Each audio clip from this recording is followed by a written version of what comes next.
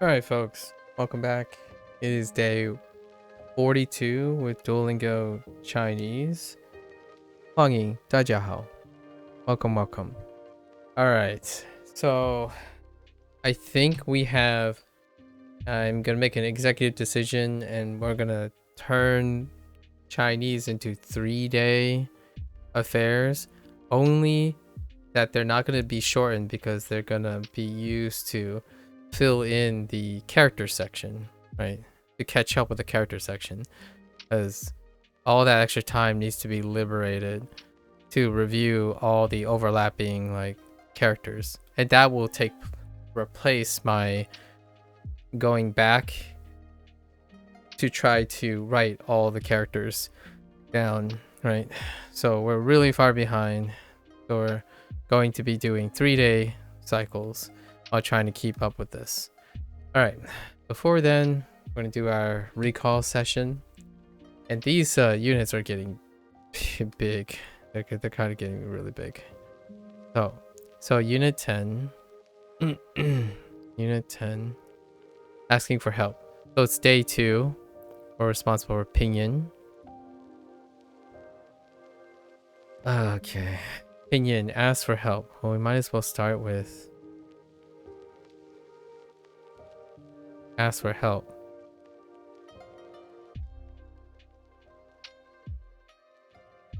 We're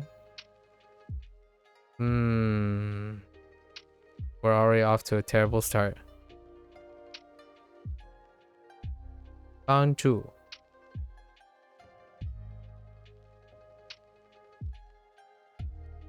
I think. 帮助 No, it might be 帮助 Okay, we'll go with that. 帮助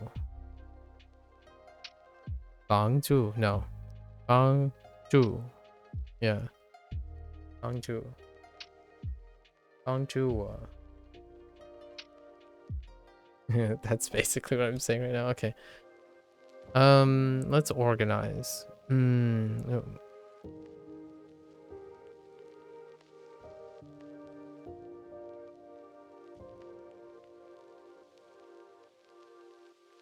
Oh no.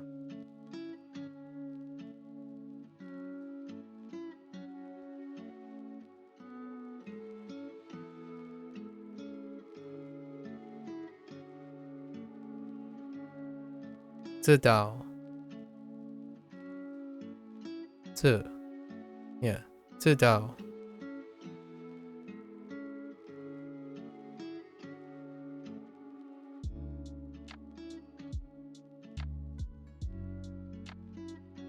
I've lost all the vocabulary. I have no idea anymore.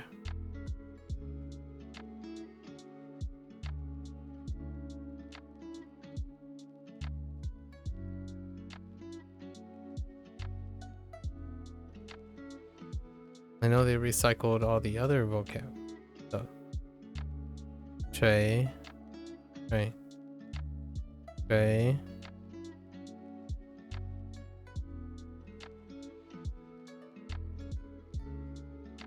咖啡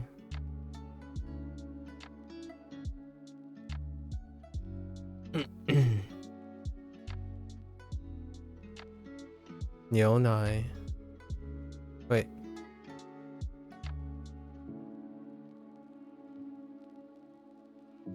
牛奶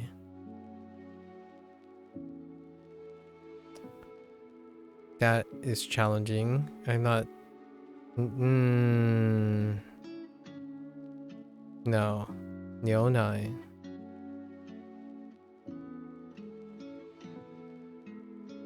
冰 药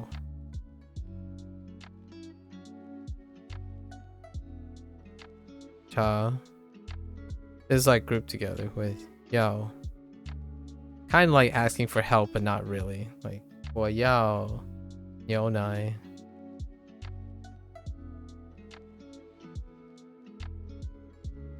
Those are the ones that recurred.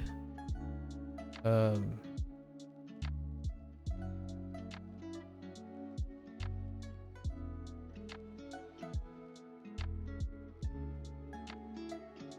Wangang.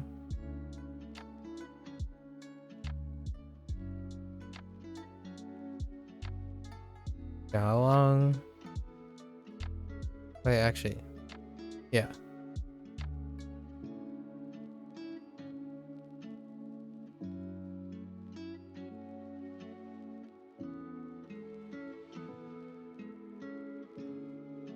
I screwed up this one yesterday. Chor.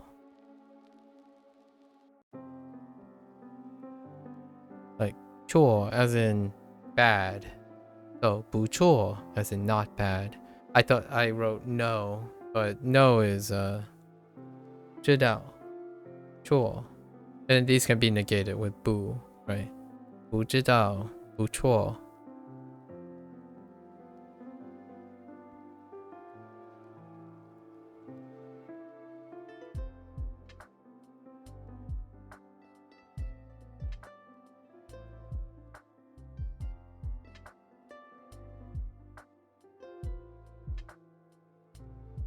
Ah.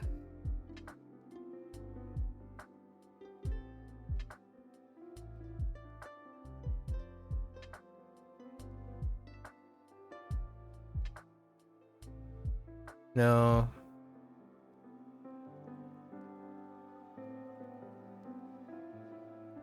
I thought you had forgotten everything. Oh, okay.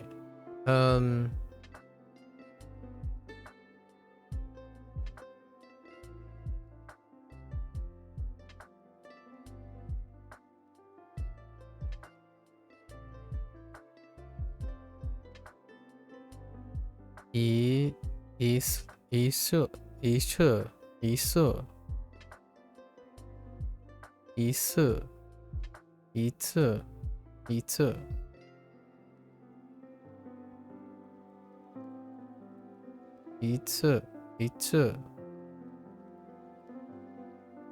and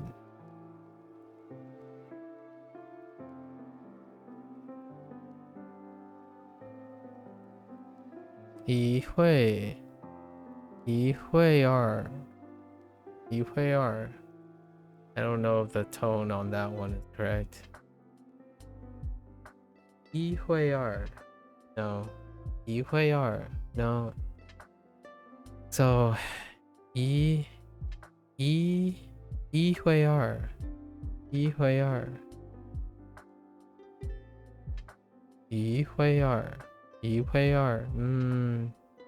wait. I'm gonna say it. 一会儿 一会儿 or 一会儿 no. Yeah, we're gonna go with that. 一会儿 会儿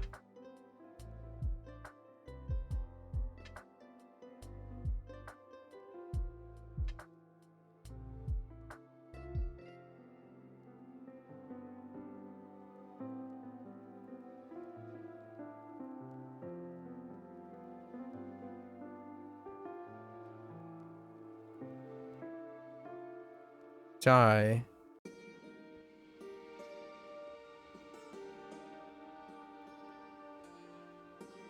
Still don't know in what context Jai is being used.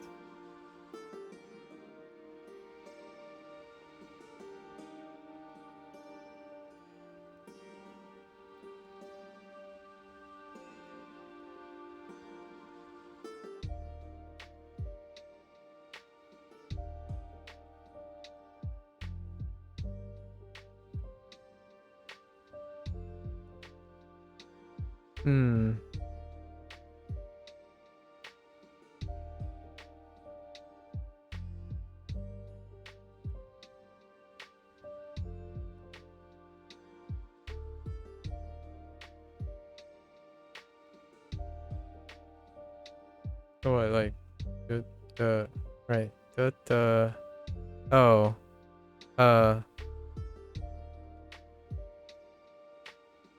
好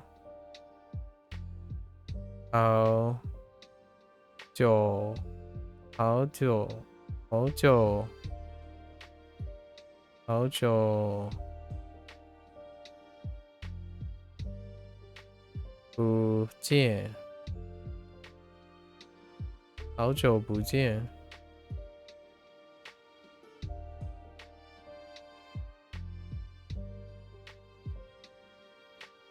I don't know what those are. Neither of those.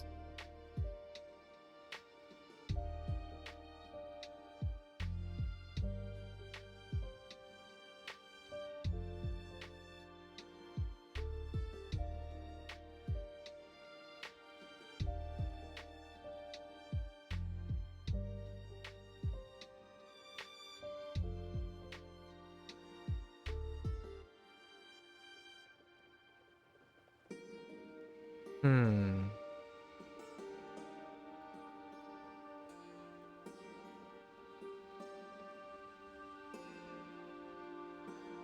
Oh.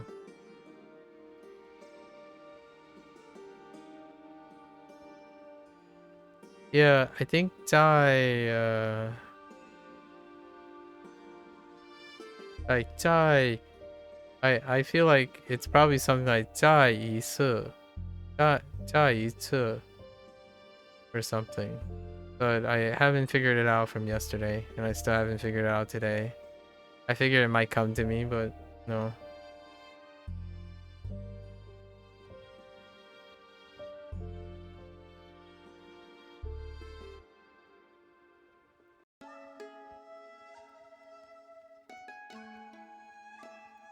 Oh. Oh, it's a tie. Okay. That's great. Wonderful. You're defeating the purpose of the recall, but okay. Okay. Thanks. Let's see. Let's see.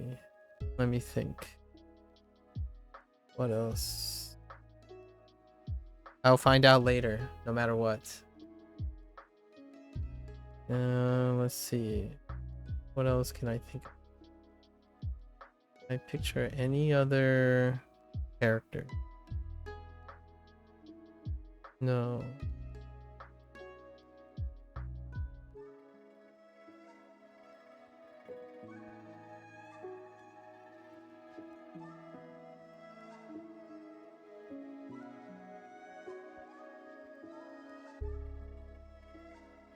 No numbers. What else can I ask for help for?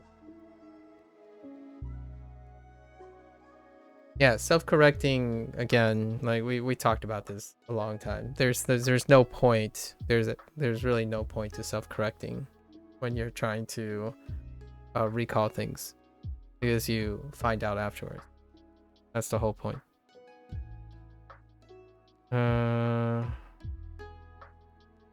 If you don't do this exercise yourself, then you might want to try it yourself, because you're probably going to have a lot of gaps in your own knowledge.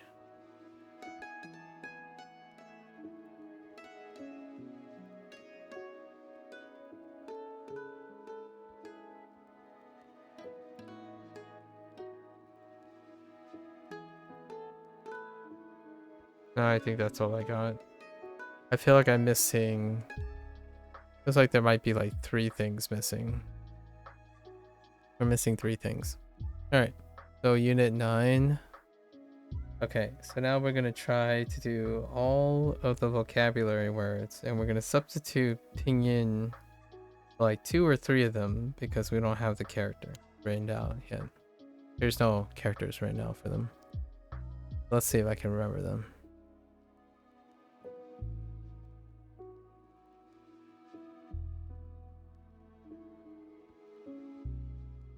I have such trepidations being offered to skip on Duolingo because it's so easy to fall into vocab gaps. Dude, I don't even know how you organize the vocab anymore in this, because there's no way to like organize it in my head. I just feel like everything is not there. Okay, here's the deal. Here's a criticism I have. that I'm still trying to wrap around. So the themes are not bundled together very well. So like when you say like unit 10, right? It says ask for help. If you look at this vocabulary, it's kind of like very loosely you can fit it into that theme. I think all the sections are like how to greet people. How to greet people, but almost all of them are like expressions. Yeah. Yeah, lots of time expressions and lots of like there's just a mismatch of a lot of things. And it's difficult to know where they are. In Japanese though, it's entirely a lot more organized. Like you can form associations a lot easier. Which that's not a bad or a good thing. The the the thing I'm worried about right now is I'm not working hard enough to bundle these together. So I gotta find a lot more efficient, like a lot more creative ways to figure out how to bundle all these together. Like Unit 9, for example, I think Unit 9 is...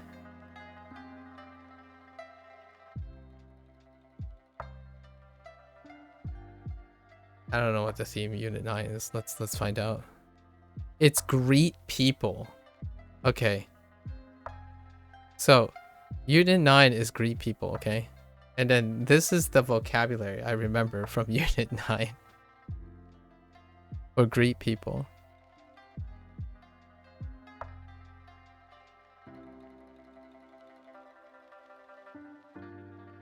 Oh, that's kind of... Try that again.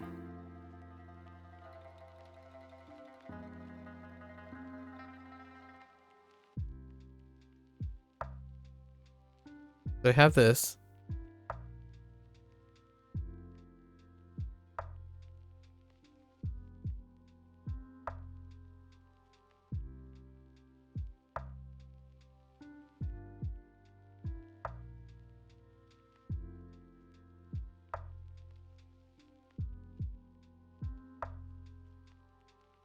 So we have this. Like this is for greeting people.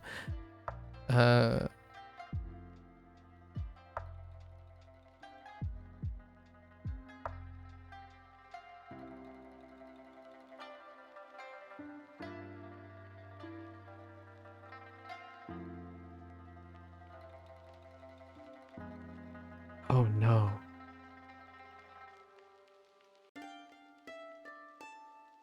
Oh no. Wait. I told myself I wouldn't forget this. Oh, wait. Oh, yeah.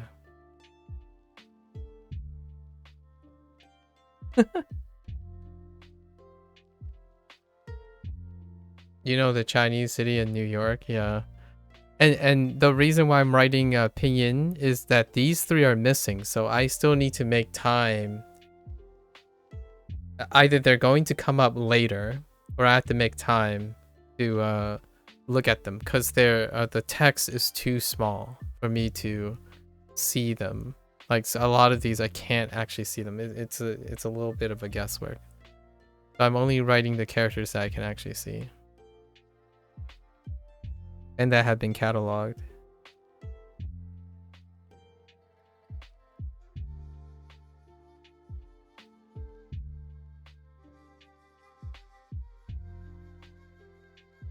Oh my gosh, this one's like a nightmare. It's so dense.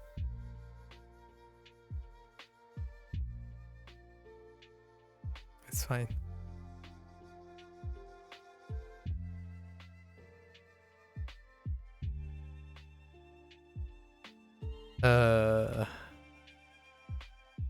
So those are 3 locations, right? So we had locations. That's fine. And then because we have locations, this is how I'm organizing my thoughts.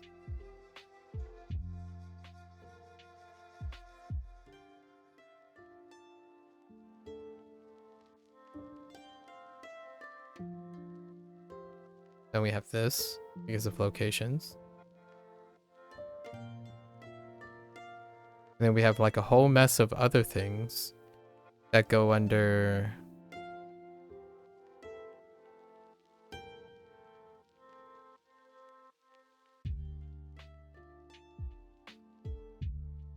because of this.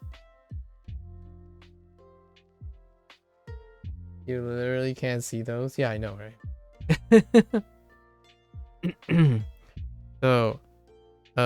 So there's this, right? So this helps us. It helps us. Unit 9 was a little bit less messy. So I have like associations that I can work off of. So you have 家人, yeah, like 家人, right? 家人.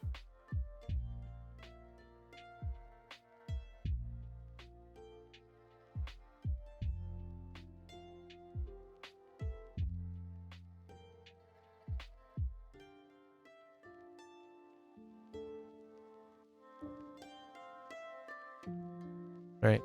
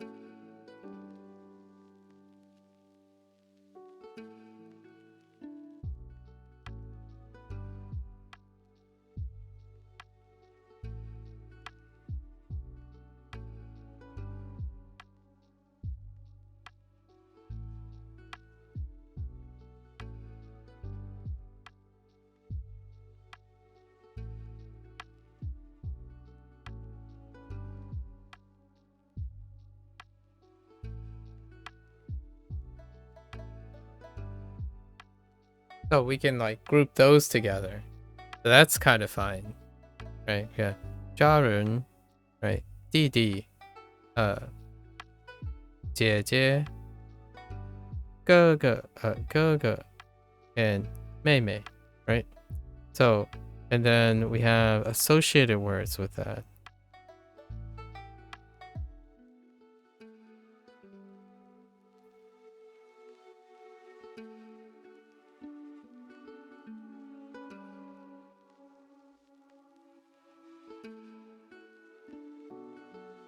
Ugh.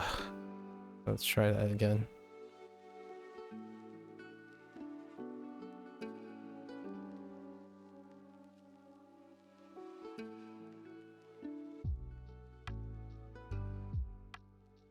Right. Hi.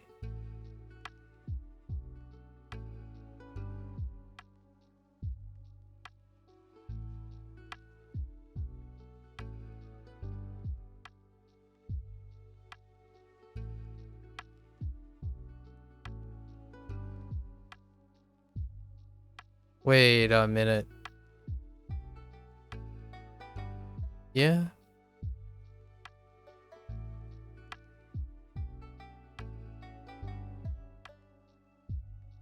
And Shay, right? Shay. So who? So that kind of links together with that. And then this is like, you know, Zhu links up with the locations. And then we have like expression. Wait, were these yeah, and then we have some more expressions on the side. Oh, I remember something. When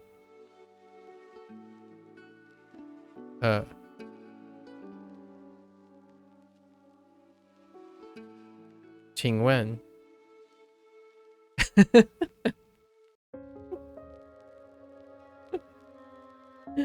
I'm like, wait a minute, more expressions. All right. Some things are still coming back to me. Maybe I'm missing like one thing now. There might be one thing left on the left side. And today I have to learn all of these. So I have to learn all these characters today before the day is over. Or at least I'm going to try to learn all these characters. I just learned all these characters yesterday. Or like the context of them, the vocabulary of them. Okay. Um.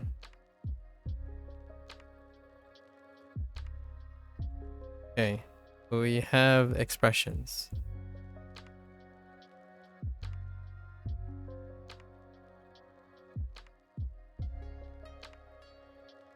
Oh wait, I think this is also the unit where we had.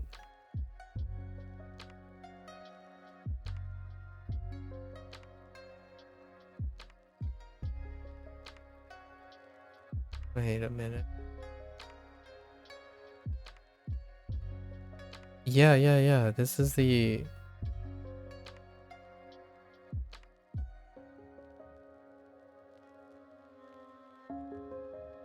Right?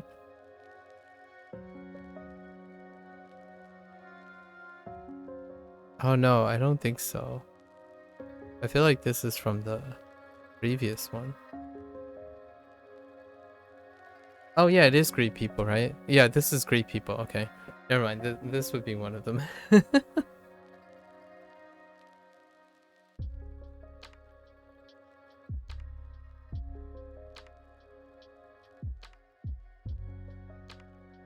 I don't actually know if this crosses the top, so we'll find out later. I don't think so, but that's fine for now. Uh,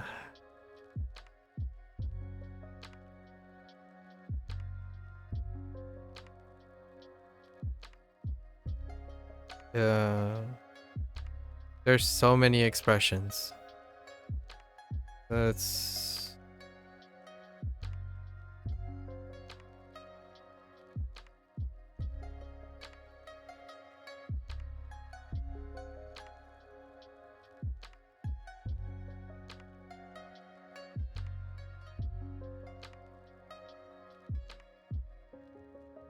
uh,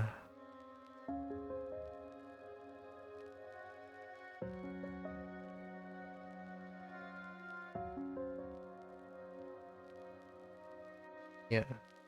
对不起，对不起。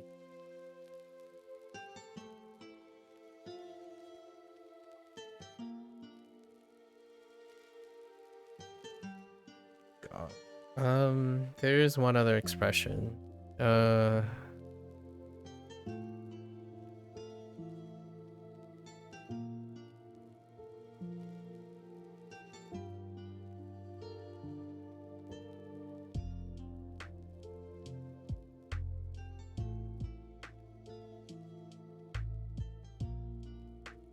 it's not long enough.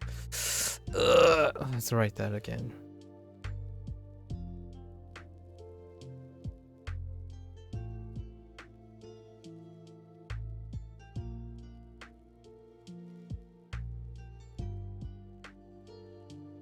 Oh, right.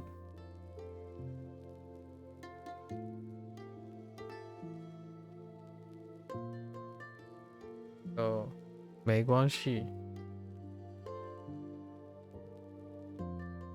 Yeah, I know. Yeah. But you have to make sure that they don't touch. Yeah, you have to make sure the left side doesn't touch. Yeah. Agreed. Yeah, like here, you have to make sure that they don't touch. Yeah, I have so many radicals in my head these days. It's pretty crazy how quickly you learn what you can get away with and what you can't get away with. After I think we're around 300 too. We're passing 300.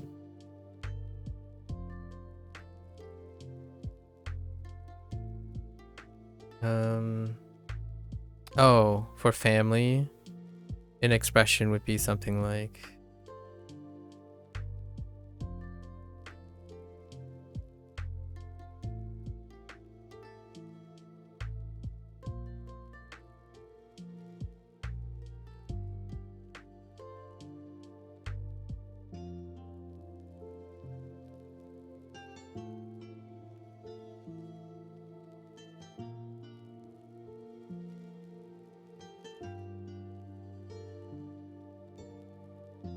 Wamenda,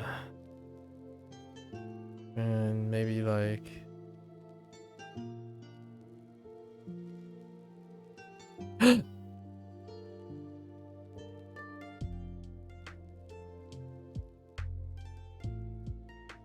Don't worry, it's a plugin problem.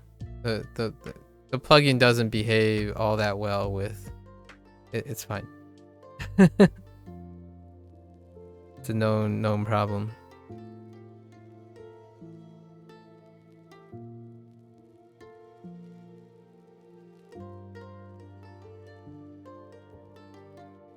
Mail. What? Oh, okay. I don't know what that is actually. What's the right one? I don't think I've written it. Oh, yeah. I don't think I. Oh, is that? Yeah. No, to search for it. What is that right one pronounced? I don't think I have it yet. Not yet. Wait. Oh, wait. It kind of reminds me of Tian. Is it the same as Tian? Looks familiar.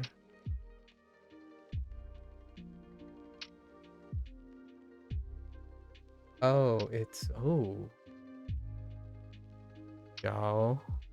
Interesting. Yao. No, I don't think I have that one yet. It's so close to what? Yeah, I can see it. Yeah, it's definitely close. Because of the connected lines. So you have to make sure that these two lines don't connect. Like the second stroke is the most important stroke between the two. Second stroke is very important.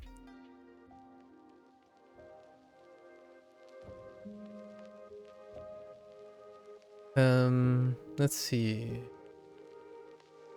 And then there's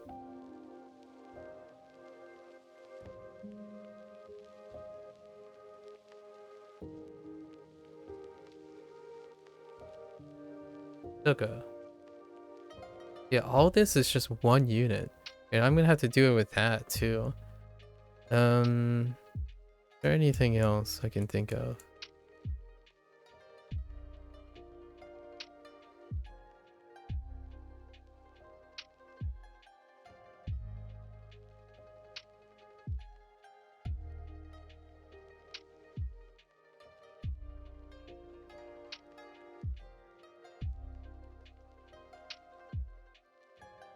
There is a chance I'm missing like one thing. I feel like there's something missing. So this is the best I've got. And it's gonna get a little messy tomorrow too. That's why I'm going to a 3-day cycle. I don't think I have enough SRS time to process all of it. It is fun though. And I'm pretty confident that I can write a lot with simplified characters. Like, at least all the characters I know so far. I think I'm, except for these. These are, there's, right now there are 16 new ones. There are 16 new ones that I need to get down, I think. There's 16 new ones in this unit. These are the biggest units back to back, actually, at the moment. This unit 9 has 16, I think, as well. And then 16 reused. And the unit 10 is about the same, 16 and 16. So we're getting it. Okay, so let's go check now. Go check.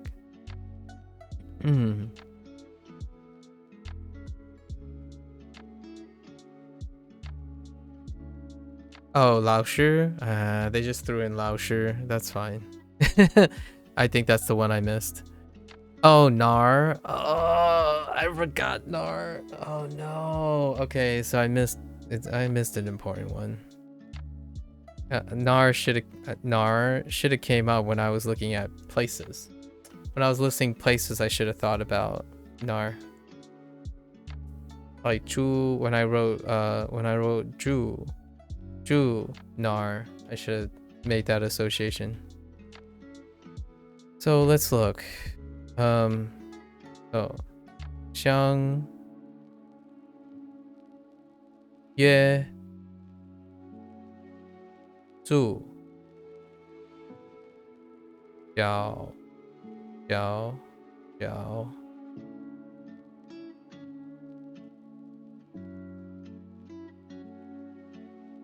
关系关系 so 没关系中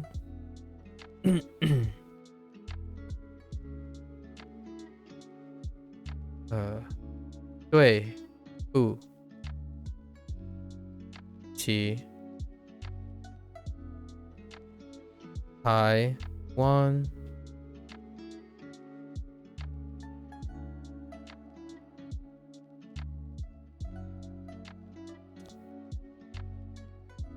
姐姐姐爱谁弟弟妹妹哥哥哥哥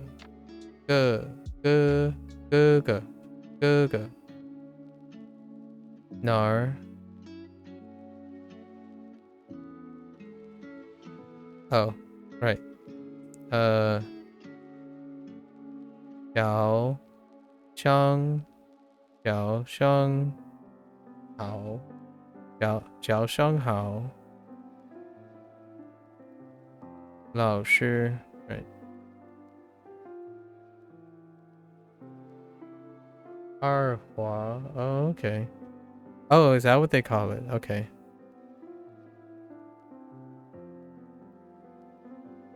And then 我们的 and then 家人这个 and 没有 so we missed nar and 老师 that's fine. Nar is important. I shouldn't be dropping nar. Definitely this is a very important one. 老师 I mean that'll come up on its own. Nar is very important. Okay, so 2. So I missed 1 or 2. Naughty over nar. I use naughty over nar. Yeah.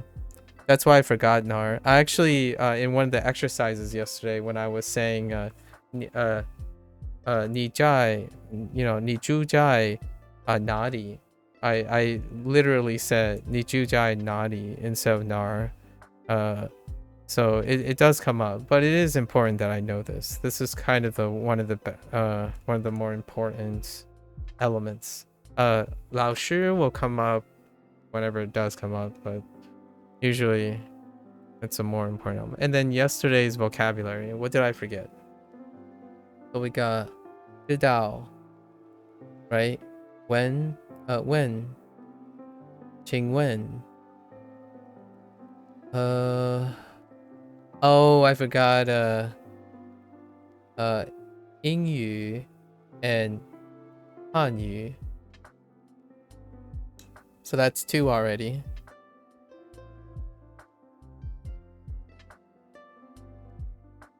Kind of important in my opinion. Those are the 2 most important things to me. Okay, so we'll have to get that. I actually use Hanyu today. I literally use Hanyu today. And sure, I forgot about sure because sure is attached to these 2. So I actually literally said that today to someone during Shashinko. Sure 英语 and Hanyu. Okay, so we missed 2. On, this is on, so we had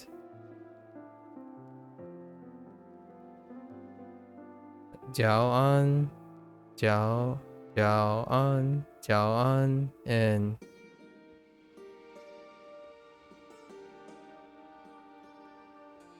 and 晚安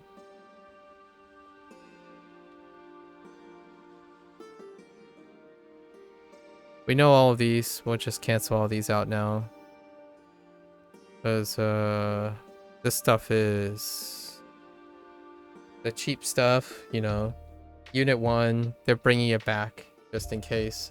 So they brought it back because they're introducing Yao again. So Yao, like if you're asked for help and then you're gonna say like, oh, I want this because I need help. I want this. Can you get it for me? Something. So Yao was introduced, and then they just added things you can want, which are just food items. Or drinks, actually. I think they're all drinks. Oh, I forgot about Ruh.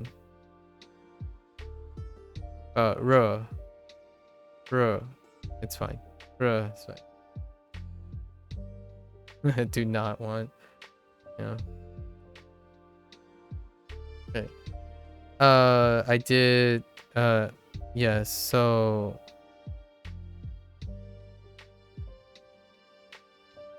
this was Banju. Actually, I don't know the pinyin properly. Oh, it was the correct pinyin. Banju. I was surprised. Okay. Banju. Okay. And then this is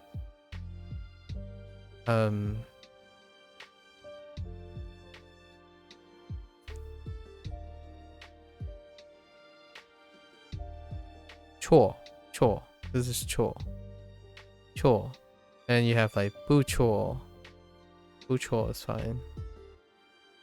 Buchor. No, I know. That 20-year-old meme is from Darth Vader shouting no on a Taiwanese. Oh, really? Yeah, no, I know what buchor is. Yeah, buyao. Yeah. All the negations are doubling on each other, so you can negate pretty much everything. Yeah. Wait, does he actually say buyao? No. Wait, I don't understand where does he just say boo the whole time? What happened? What does he actually say? Buyao? Does he actually say buyao like really loud? Or does he just say boo really loud? Oh, the subtitle said booyah. Oh, okay. Oh, okay. Then they English subtitle over it with do not want. Oh, okay. That's actually kind of funny. I didn't know that. Interesting. The more you know. That sounds hilarious. Okay, so this was how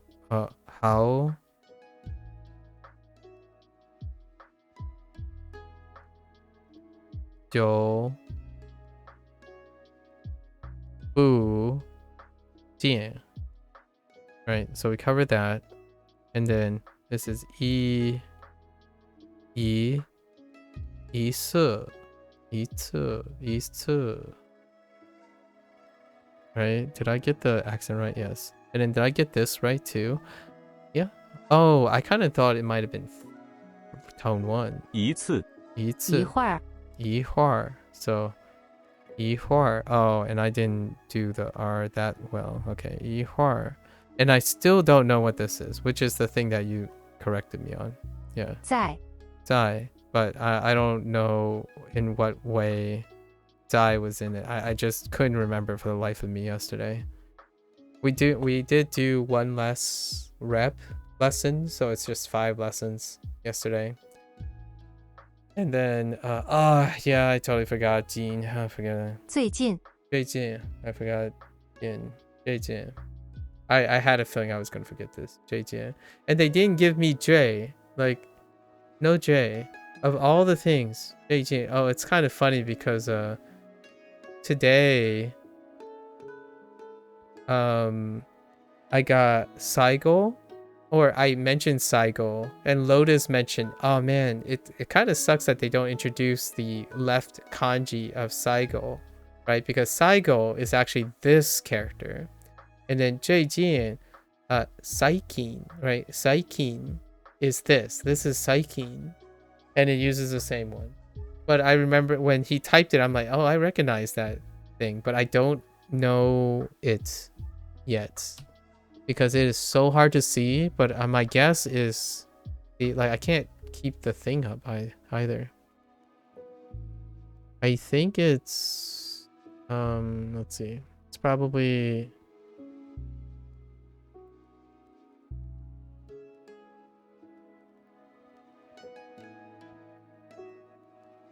I don't know. I see, I've already forgotten. It's so hard to see.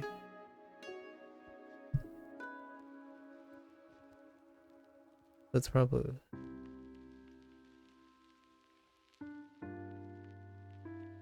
oh, it's and then it uses this, so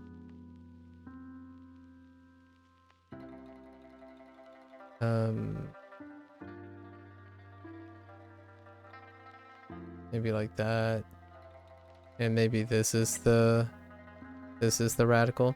But yeah, can't see it. We'll have to figure out another way. I'll have to like do my research on my stuff, and then I'll just practice it. Oh, there's station. Oh, okay. Oh, so it's okay. So it's actually that.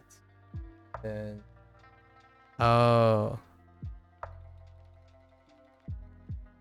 Wait, but oh, it's two separate things. And then they're just overlapping so hard. So you're saying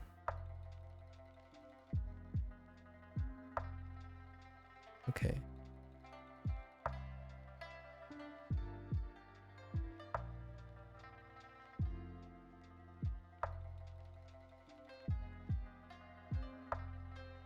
And then they just look like they're connected because they're really close together.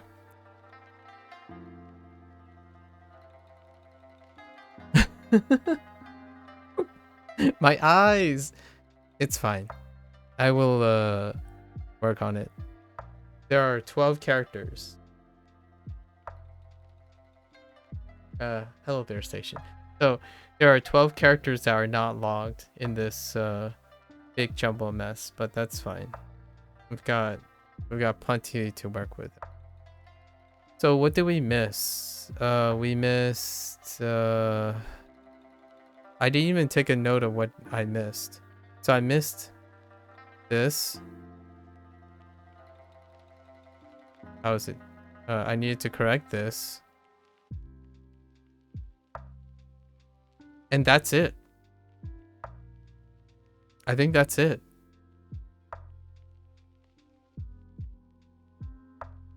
Yeah, no, I got everything else. Okay. It was plus or minus 1. It's not too bad.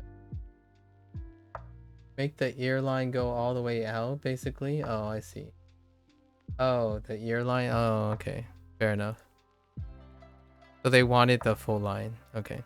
It doesn't really matter what the radicals are to me. If you decompartmentalize, I need to actually see it. So at some point.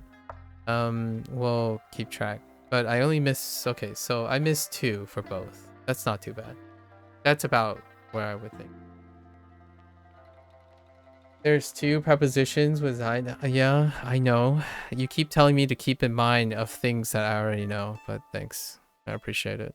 When you find a deal on your favorite oh, you heckin' ad.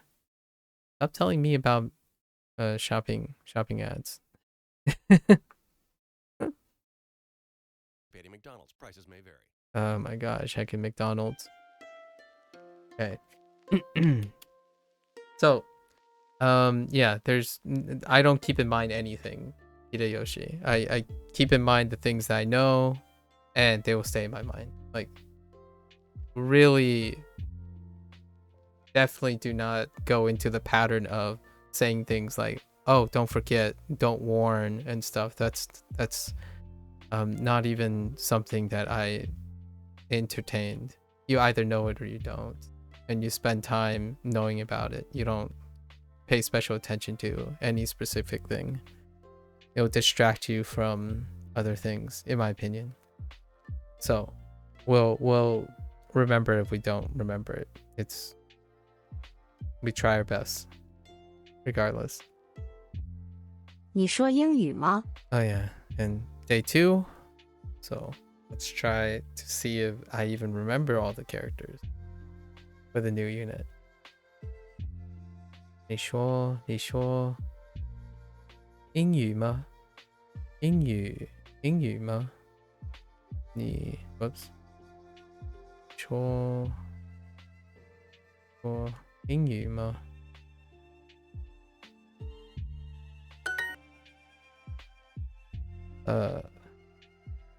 请问请问 whoops 请问 wrong I was thinking of the wrong language 请问请问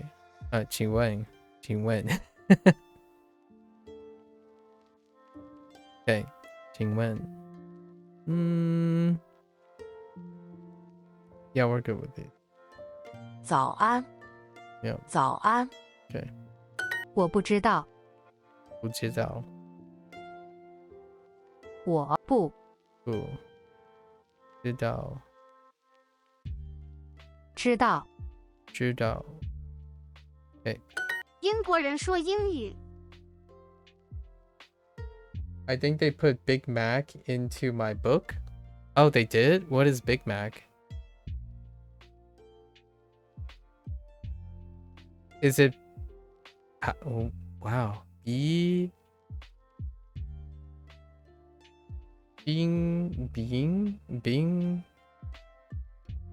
Or did they just went with die? What? Wow. How do you get the BIG sound?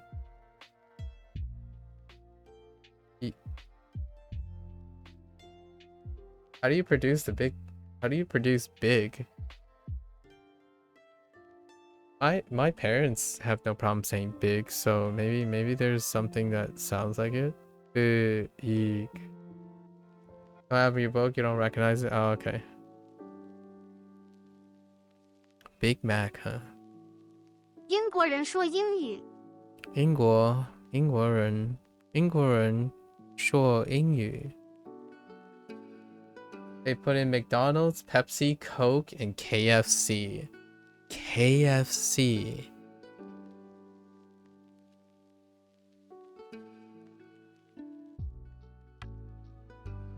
F.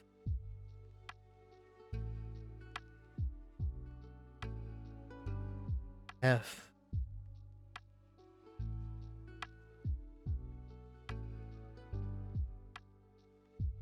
It's a loop to think how to say KFC. I'm trying to think of what my parents say. That's basically my baseline. Pepsi. Pepsi. Yeah, Pepsi is the closest to Pepsi. Coke. I know how that sounds, but that's probably the closest. Or I know what it sounds like, but unfortunately that's kind of how it comes out. Heckin' Coke. Coke? Yeah, I don't think they're very good at saying Coke. Comes out like an unpleasant word or a misconstrued word. So there's a corpus of pleasant hanzi they use for advertising Western products. MAKU, good evening. Yeah, the top is that and the bottom is... Okay, it's a straight across. I see. And the top stroke becomes the common horizontal. Okay. Oh, it's tugging. Okay, fair enough. That's neat. Yeah. Let's see. 英国 Whoops.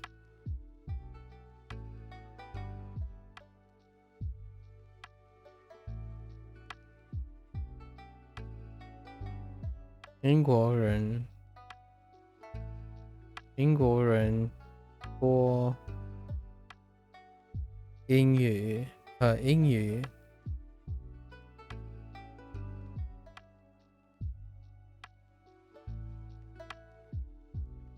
I don't know how I feel about this, but I find myself saying that a lot. But it's fine. 你知道吗？你知道吗？你你知道吗？知道你知道吗？知道吗？老师不说英语。 British people. So all the names are like the best and tastiest product when literally translated? Yeah. Yeah. Pepsi is literally like 100 things that can make you happy. The best and tastiest product? Wow.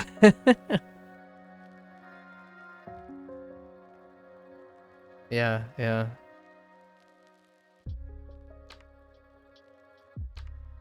老师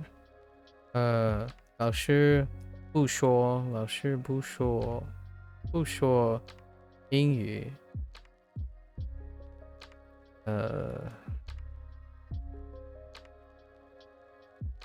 老师不说英语。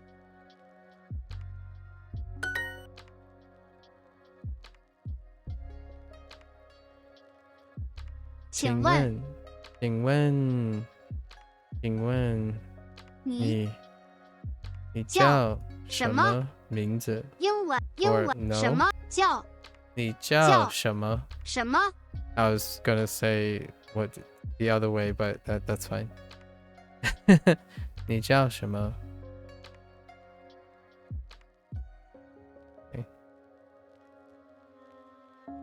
我们问医生。我们我们问问医生。医生。 I'm still looking for when they throw in 在 again, 我们问医生。 because I don't remember how they threw in 在。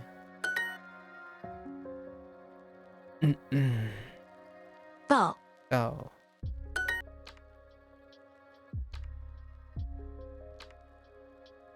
We're responsible for all these characters today.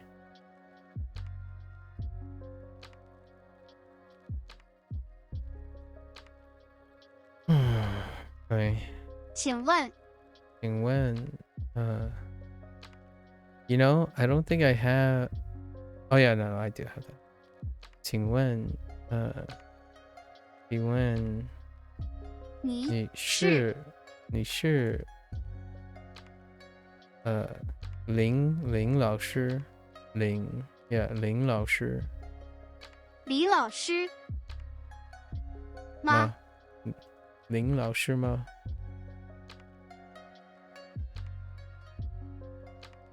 I'm having to be careful when I pronounce. What is that one? What does that one mean? Blair.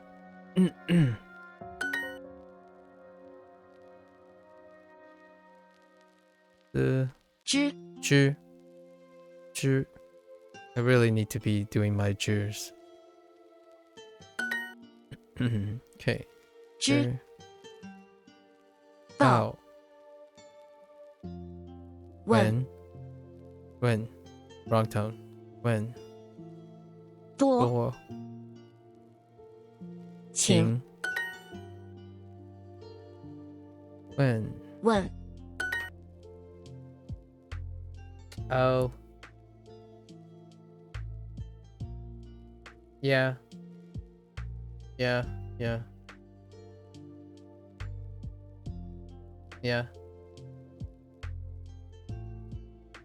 so that's how you write it, huh? That's a very meme-tastic carefulness. You can talk around it though. I'm just saying. So it's interesting that that it comes out for you.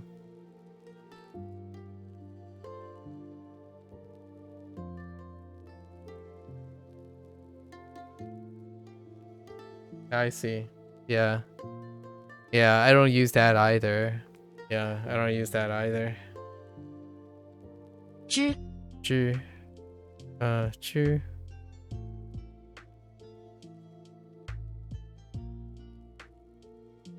请到到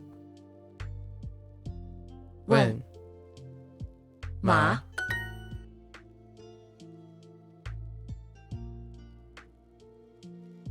请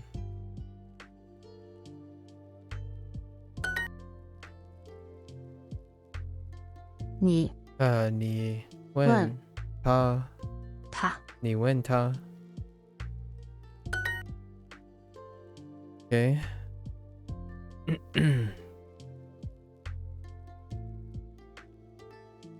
What the? Why is this cluster? 你们 Oh, 你们问问老师。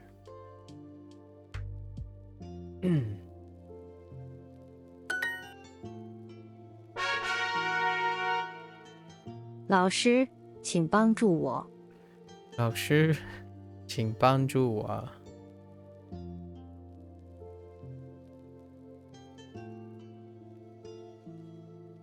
请帮助我。请再说一次。请再请请 Oh, yeah, it is. 请再 Yeah. So that's 再说。再说. So they're doing 再说 and 再问再问再问再问一色一色一色 Yeah. 一次。一次 Sorry, 一次 I keep the tone change. 一次 and 一次 Yeah. 请再说一次。请再说一次 and like 请再问一次 Ask once again or one more time and speak one more time, like say one more time. Yeah. 请再说一次。Moreover, that still means one more time. So moreover is old phrase for one more time. Yeah. You could sound really old English if you decide moreover. I mean, you can start a sentence with it. I mean, yeah, that's fine.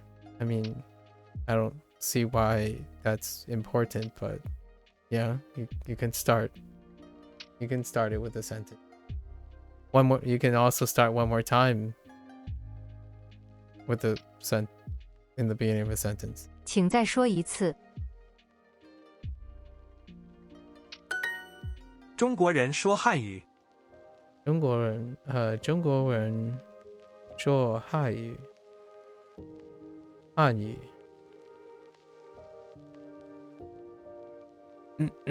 Oh my gosh. These right next to each other.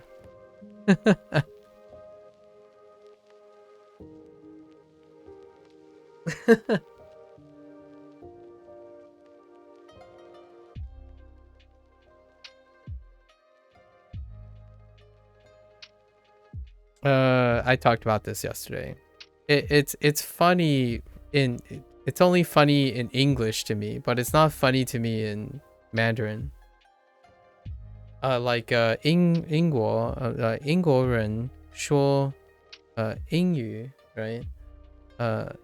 It's not funny when I hear it in Mandarin, but it's funny when I say it to myself in English, because English would make an inference here, but in Mandarin you don't. At least in my opinion, like culturally you don't. So it's kind of funny, and every time I see this type of phrasing, I don't think it happened in Japanese though. Did it? No, they didn't use this type of phrasing in the Japanese course. They're like, oh, Japanese people speak Japanese. No, I don't think they phrased it in that way. 中国人说汉语。 Yeah, see, because this is important. This phrase here is very important, and the meaning is for me, the funny part here, the irony here is the meaning is lost when you translate it. When you translate it to English. Okay, anyways. 早安。 Okay. 早安。早安。他不说汉语，他不说汉语。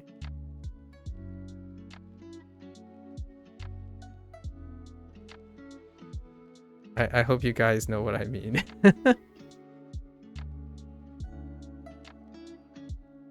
I don't know. You don't have to know, but this is just funny. I'm like, I have such mixed feelings about hearing these 他 things. 他不说汉语， I do have to admit, though, I am a fan of the way, I'm still a big fan of the way they're doing these expressions and pacing the character introductions. I don't know how I feel if it was for the Japanese course, though. And I don't know how they would go about doing that. I mean, they could do it. They can certainly change and restructure the Japanese course to be like this, too. I'm not sure if I am into that. 他不说汉语， 李医生早安， Okay. 李医生， 李医生，李医生，李医生，早早安，安。李医生早安， Okay. 这是你的汉语老师吗？ Oh, I see how they, huh.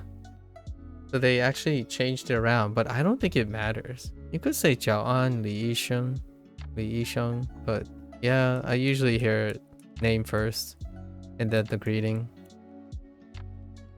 这是你的汉语。Wait a minute. 这是你的汉语老师吗？ Oh, 汉语老师吗? Oh, okay. Fair. Yeah, sure. Okay, fair enough. I see what Duolingo is doing here. 这是你的汉语老师吗? I am. Is there no glottal stop with Ian? I don't know what that is. What does that mean? There no glottal stop with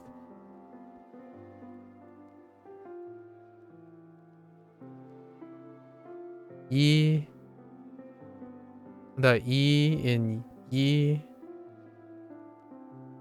and the Wu in Wu, Li. Oh, Li. Oh, Li Shang. Oh, Li Yisheng. Li Yisheng. A glottal stop. What? I don't know what a glottal stop is. Li Yisheng. Oh, so you just like stop completely? Li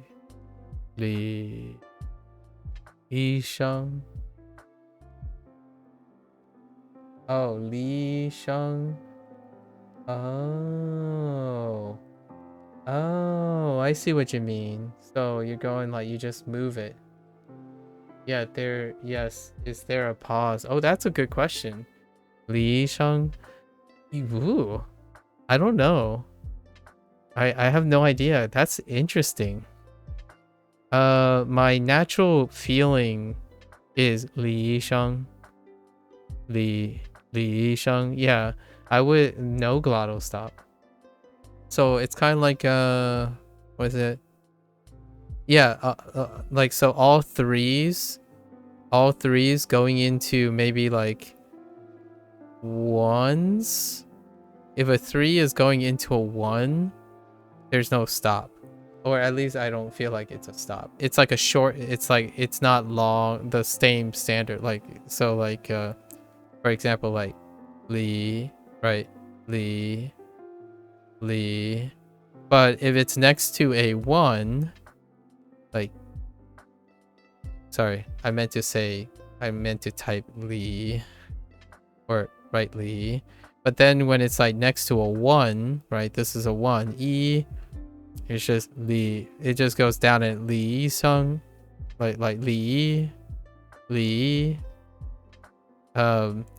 instead of Li, like Li, E Sung. Yeah, I think I do that already, so I don't know if that's right or not, or how people do it. but it happens a lot. Like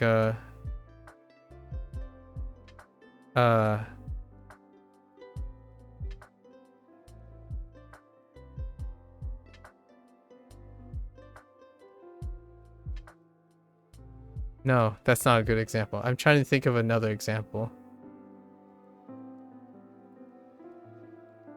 I was gonna do like this, but that's not, that's a 3-3.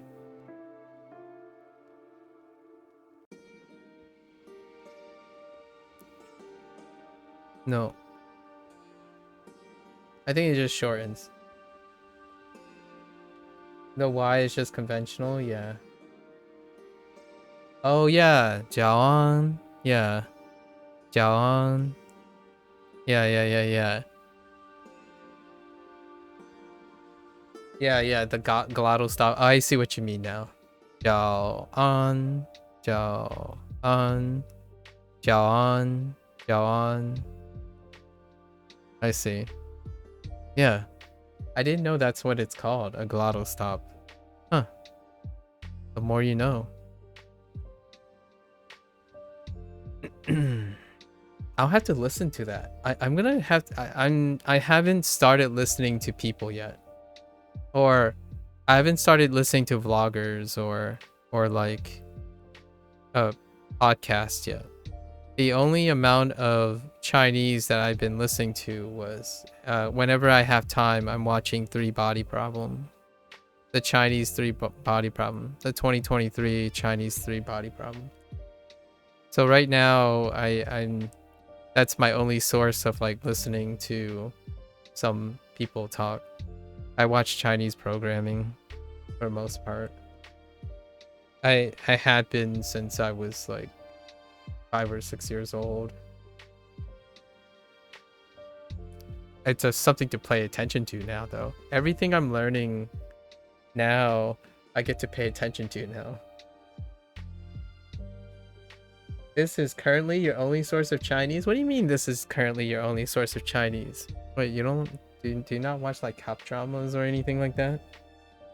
I like kung fu movies and cop dramas. Not everyone does though. It's like pretty cliche, but I do quite enjoy it. My parents always watch C dramas. My parents are always upstairs watching C. They actually watch the news all the time, like non-stop every day. I get up, I walk out, I walk up, I hear Chinese news broadcasts. It's highly technical, but you kind of just get used to it. I still don't know all the words. I don't understand, but I know what they're talking about. And it's kind of frustrating. Well, it makes me feel kind of frustrated sometimes when I'm like, I know what it means, so I'm just gonna walk by, but I don't know the words. Like, I don't know what they look like and what they sound like. So this is kind of nice. I love that I can finally put some words and stuff to it. Yeah. 这是你的韩语汉语老师吗？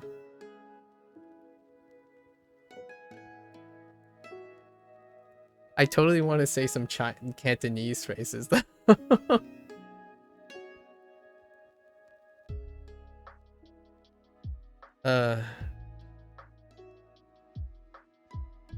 Okay. This Chinese teacher.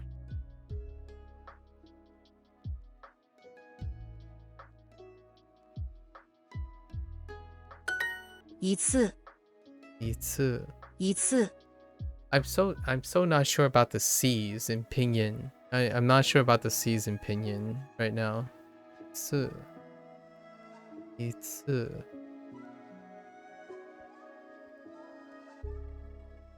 We need more. I need more C's. Whatever C is. I need like C and CH's. So what would you have? Chong. Chong is one of them. Chong. Like Chong. Chong. Chang. Right. but no sis. No si. No the onesie. 一次，一次，一次，一次，一次，一次，一次，一次，一次。You think the vowel sounds a bit, your tongue sounds a bit off? That's not chong, it's chang. I said chang and chang. So chang chang, chang chang. So I'm saying chang, chang. I'm not trying to say chong, chong. Chong is a little bit close. Chong. This is chang, chang chang. Chang, chang, chang, chang, chang, chong, chang, chang. Whoops, I added a U. Like Great Wall.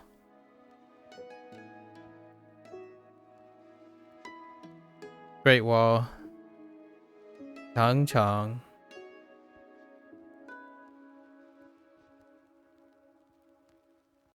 English CH is closer to CH than Q. Yeah. Q is burst. So, do we have any bursty things in English?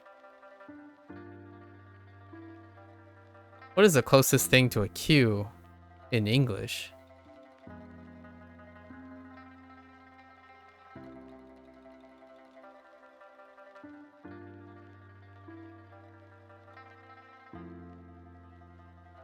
I'm trying to, like, I'm making the sound and I'm trying to finish it off with an English word and I can't think of one.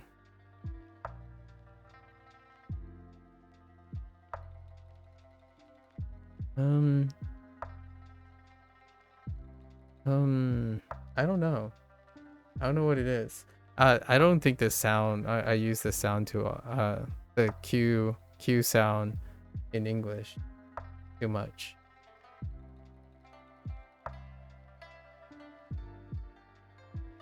No, I can't think of one off the top of my head. Yeah. Chong, chong, chang, chang, chang, chang, chong. Okay. 一次，一次。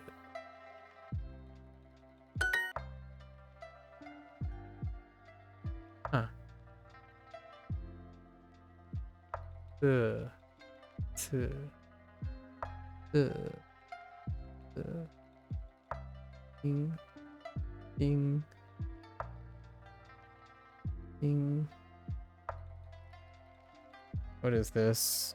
It's a resource. All right, I'll take a look at this resource.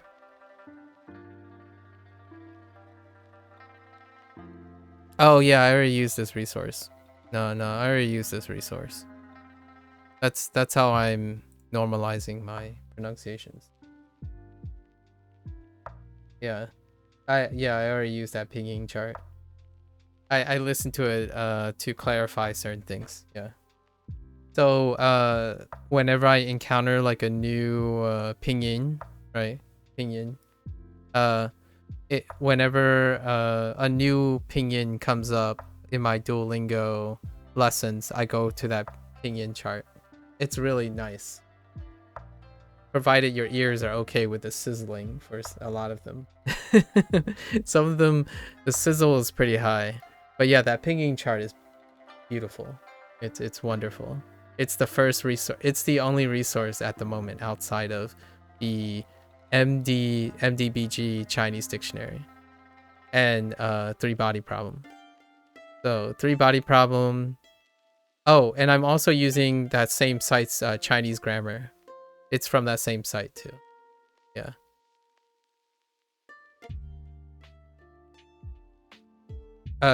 Just every once in a while I just look at I do the same thing with Japanese grammar, the tofuku thing.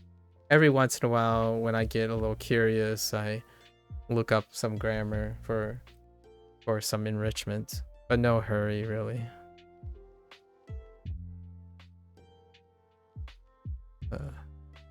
住 住 住 住 This is kind of mean. This happened a bunch of times, but I think Duolingo will continue to do this, so you have to really get used to, like you said, I know what you mean by you got to be careful about like writing and stuff, because Duolingo, this is what it does most of it, where they make it so that you have this stuff. The only reason why these don't look like this is because they haven't introduced enough characters that may look like it.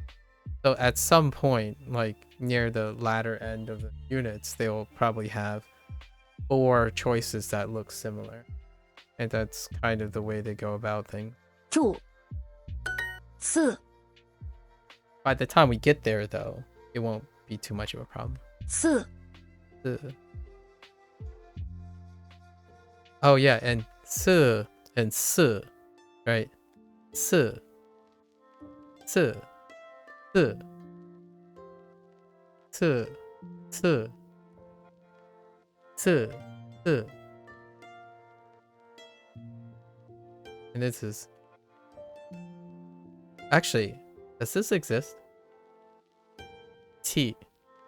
Because it changes the vowel, right? This becomes T. Or am I making that up? But yeah, 四 四 四 四 not 四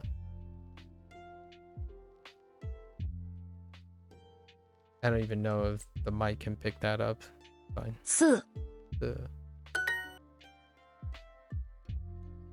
bung bung bung bung bung bung. Which one is it? Oh, mung.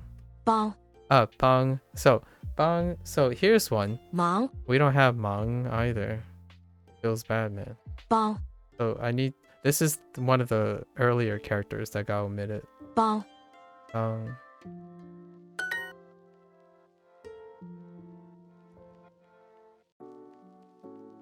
Wait, what does bangmang mean? Why do I feel like every time I hear mang, bangmang, why do I want to add a mang? What does bangmang mean?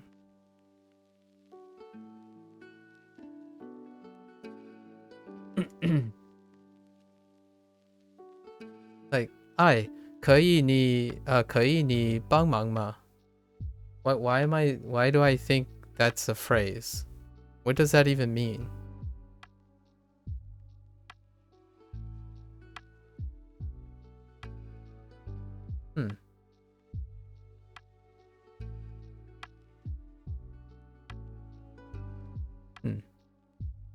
Please help. I'll find out in the future, perhaps. 请问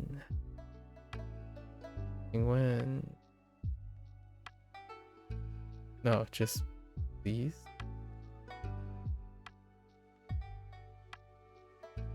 请请帮助帮助我的我的弟弟爸爸 爸爸弟弟 I don't want to talk about it.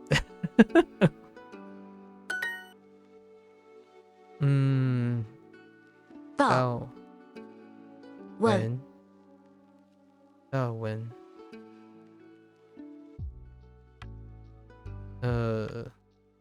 帮帮一次一次住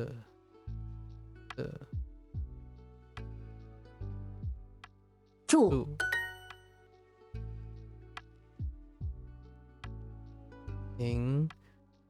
请请帮助我。请请我 Oops, 我 where are you? 帮助帮助我我。我。请帮助我。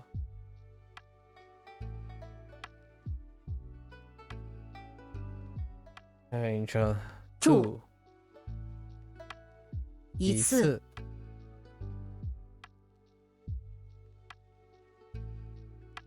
帮帮四请 Oh yeah, here it is. Again. 问问再再一次一次。问再一次。你 Are you really? Okay. So, yeah, okay, fine. 你问再一次。That's fine. That's kind of humorous. If they're doing it the reverse. Oh, that weird feeling when the English phrase is the one omitting something. Oh, this is one of the few instances where the English omits the you. Right? I like thanks. Like thanks. Or bless. Where the subject gets dropped. At least I think that's what they're going for.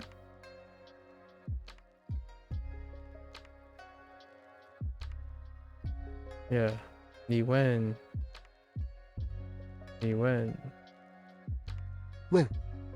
再 Or do we 问再 or is it this way? 你再问一次. Oh, it's this way. 再 This way.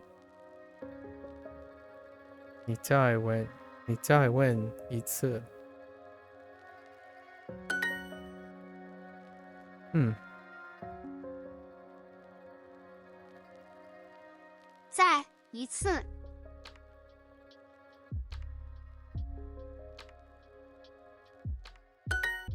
Okay.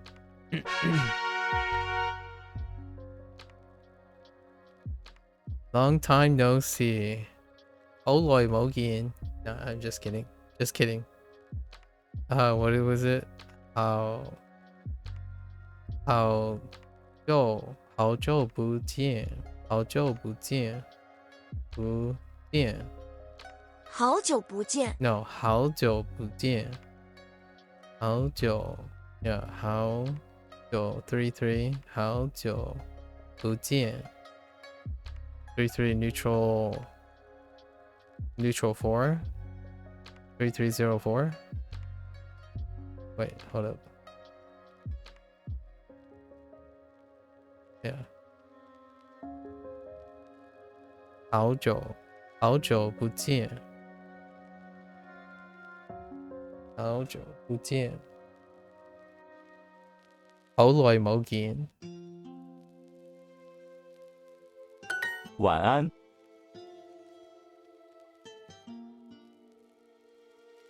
晚安，晚安. 请问， Oop, 请问， just kidding. Just 晚 kidding. 安，晚安. 晚安，晚安. 晚安. 晚安. 晚安. Yeah, 晚安. I was just thinking back to the whole glottal stop thing. 晚安，晚安. Okay. 爸爸妈妈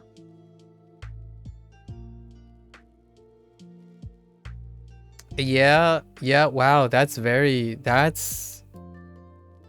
something. 爸爸妈妈, 爸爸妈妈,晚安. Honestly, I haven't ever said this. I haven't said good night or good morning. Instead is more like 爸爸妈妈我出洗觉. I don't know what the Mandarin phrase anymore is, but 我这样口口. Like I'm going to sleep. I'm going to bed. I'm going to bed. Would be the equivalents instead of saying good night. I usually don't say good night or good morning. Usually like in the morning it's like if your parents greet you, it's like "Oi, bye, you know. I am awake." Or what equivalent to I am awake. So like Mommy, Baba, Mommy. Why bye, you know. I am awake. You just proclaim that you're awake. But good morning. I am awake. Or like when you greet your parents in the morning, like 你爸一楼, right? Oh, 爸一楼, like, oh, hey, you're awake. You're awake. Or, oh, wait, you're going to bed. You're going to sleep. As opposed to like good night. And yeah, I don't think I've used these phrases before. I don't even know how to say them in Fujonese. I don't know what they are.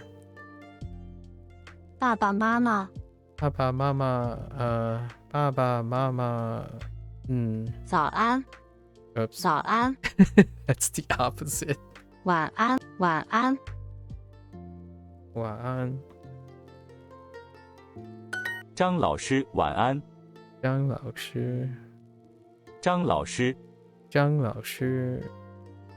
晚安. Wait, 张老师晚安。晚安晚安。晚安. 好久不见，你怎么样？好久不见。你怎么样？你怎么样？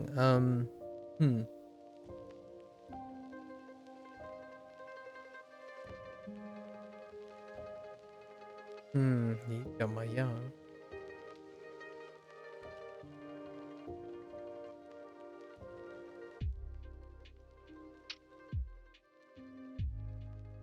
Gotta ask. Okay. Long time no see. In my lifetime, this got memed out so hard. Long time no see. Long time no see.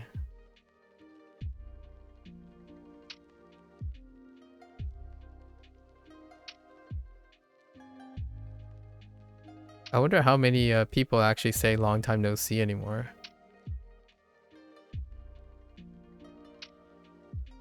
I think colloquially it's more like it has been a while. Here anyways. It has been a while.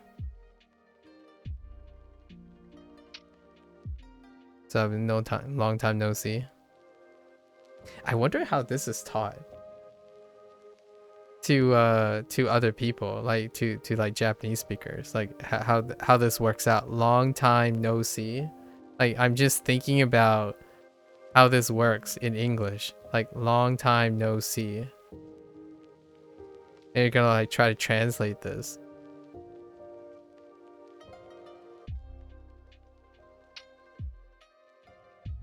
With like the standard grammar and stuff. Long time no see. How are you doing?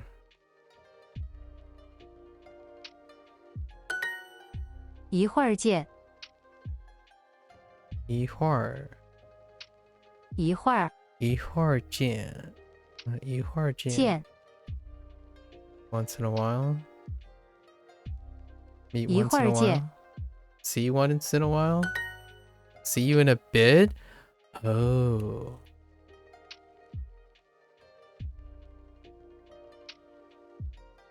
Okay. Okay. 一会儿见. Okay, I might have misinterpreted what I thought that meant. 一会儿见. See you in a bit. Okay. 我一会儿见我的医生。我一会儿见我的医生。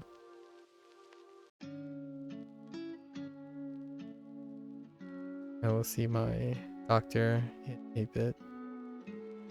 Okay. I thought it was more like you can say like once in a while, but no, that's not the phrase I'm thinking of.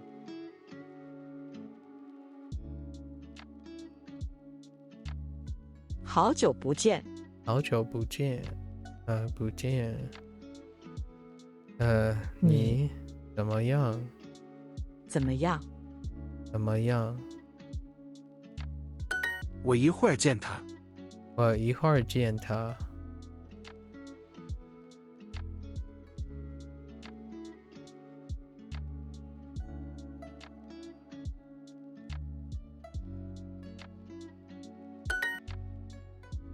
Okay. 安，我最近很忙。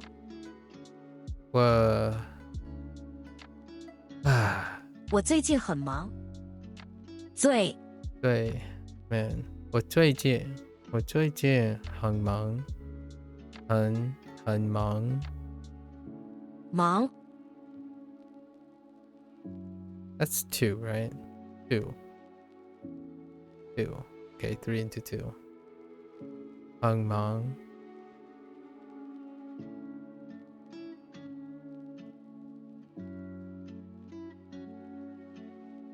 我最近很忙。我最近很忙。最近。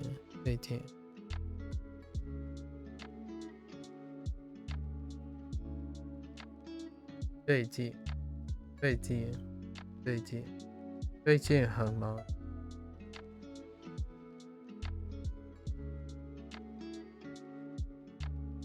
最近 wait that 4 is 4 最近。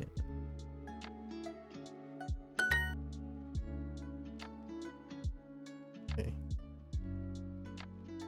近。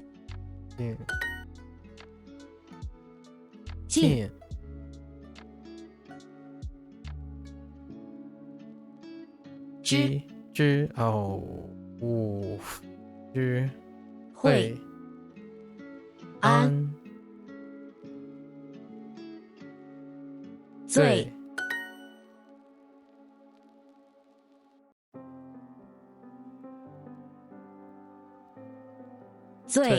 Oh, hey, I can see it here.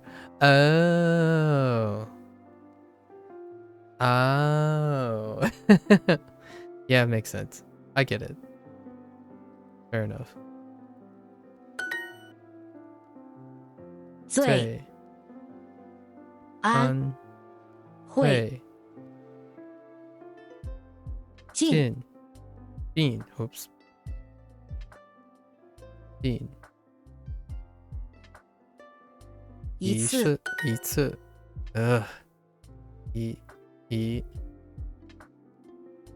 Wrong tone on the E. 一次。I've been busy recently. 我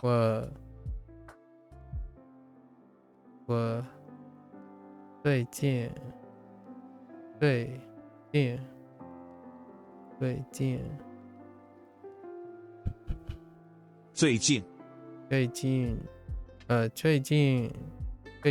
很忙。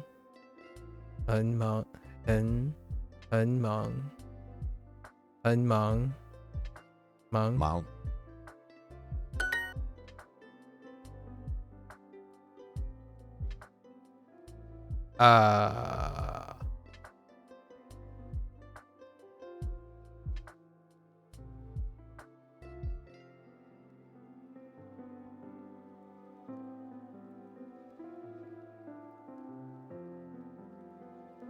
最近怎么样？ Yeah. 最近怎么样？最近最近怎么样 ？Okay, fine.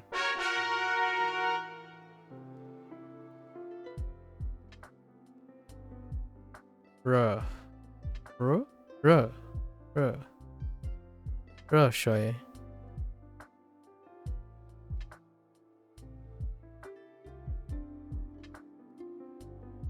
Okay. 你 Oh no. 我要我要热水。热水。Oh yeah, 热。It's a little bit. 热水你呢？你呢？我们最近不错。我们最近不错。最近不错。不错。我要热水，你呢？我要热水，你呢？我要热水，你呢？ I chuckle and laugh all the time because I hear my parents say these all the time. When you sit down at like a dim sum place or like you either ask for hot water or you ask for tea. And then someone would ultimately say this, 我要热水 while the server, right, while the waiter is nearby. 我要热水 and then they turn to me and say, 你呢？老师要热茶。老师要热茶。热茶。你要冰咖啡吗？你要冰咖啡吗？ That's something.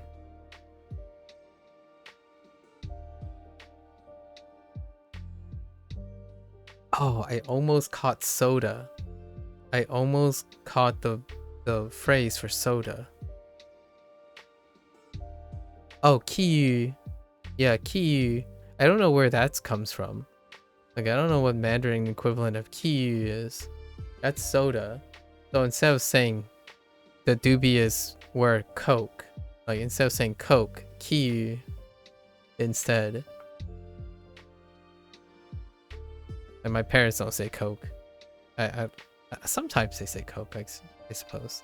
Sometimes, but kiyu is the word.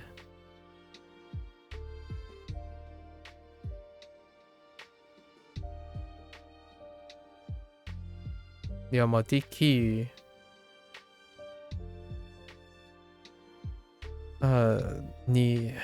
你要冰咖啡吗？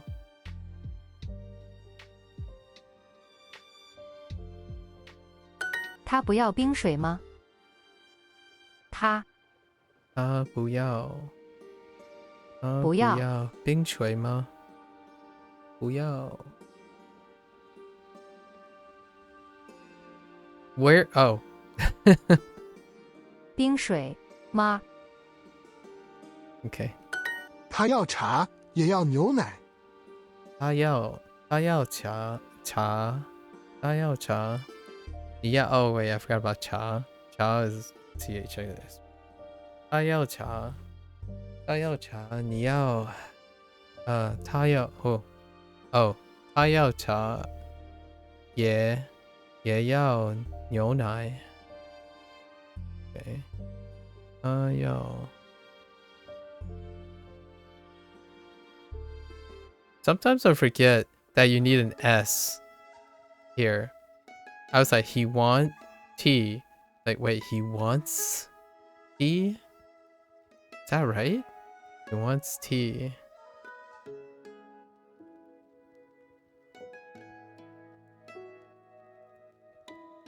Okay. Alright. Fair enough. Fair enough. I'll give it to you, Duolingo. I'll give it to you. I actually feel like this is a little bit more than and. Like also, like, instead of also, I feel like as well as fits quite nice. As well. As well.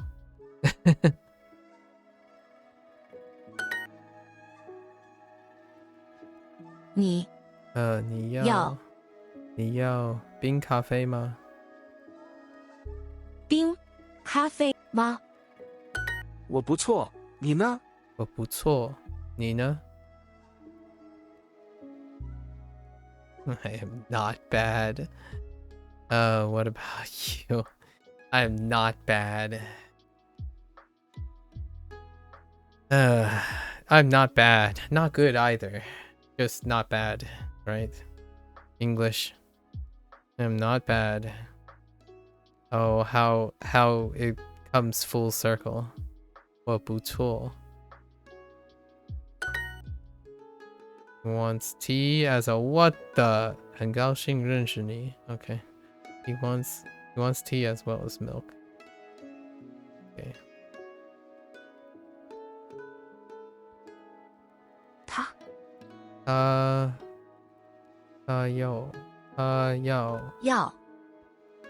要茶茶也要也要牛奶。错。Oh my gosh, they're getting really cheeky, yo. 错，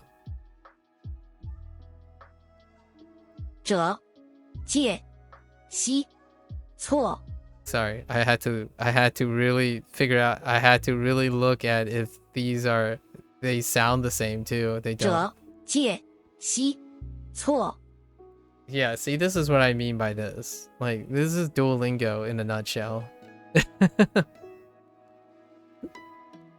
And I don't have these, I don't think. 者介西介者 者 Maybe this one. 错 Yeah, this is Duolingo in a 者介 nutshell. 西错 I think if there's anything that incentivizes people to learn to write and like recognize the characters and output the characters, this is it. Like it doesn't, you know, like in the end you can still get the answer, but 错 it feels not nice if you don't just guess it without going 者 through 介 it. 西错 Personally, so I kind of like tapping on the actual thing instead of sieving through 者 it. 介西错 So, and occasionally these can end up on hard. You can say like, if it ends up on a hard lesson, then there's no audio here. But I don't think they do that for Chinese. They only do that for Japanese, I think.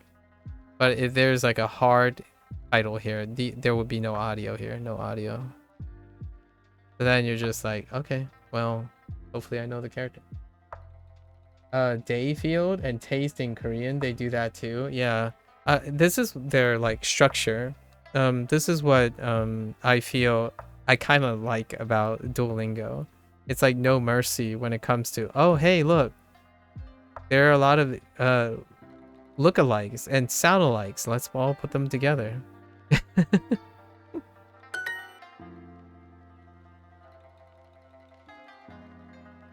And I don't think they naturally will end up next to each other. That's kind of another thing too. So when people, in my opinion, when people say, oh, you know, it's taught unnaturally, and I'm like, yeah, I understand. I totally understand. Because if you saw those 4 characters, right, in context, I don't imagine you'll see those 4 characters right next to each other, right? But the way that teaches you is it kind of just forces you the radicals. So, you know, for whatever it's worth, honestly, in the long run, so you got to look at the radicals at some point. 帮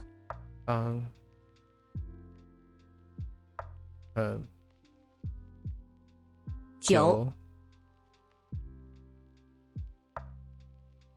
错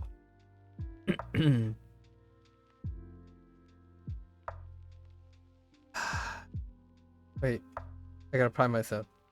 之 知啊，oof. Okay, sorry. 这 not good enough. 到到这九九九九进进进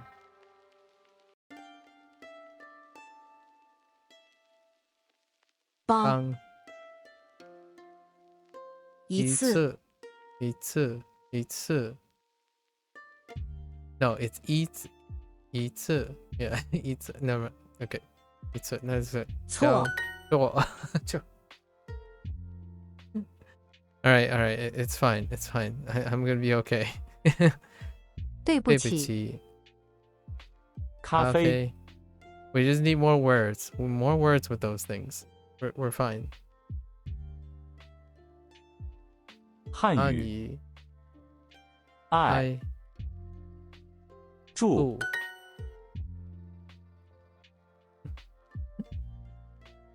家人家里 Oh, are we doing 我的 Okay, fine wait 的 Let's see 我家人 No, they 的 probably won 我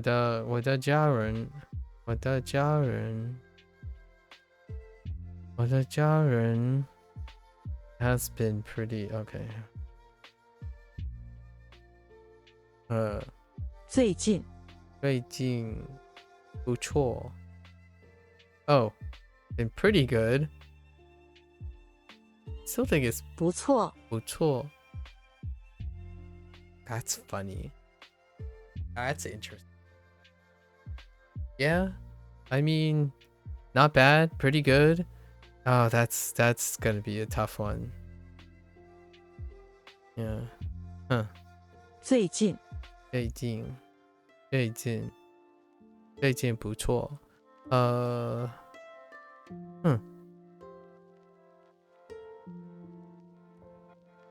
From not bad to pretty good. 不错。Okay, sure.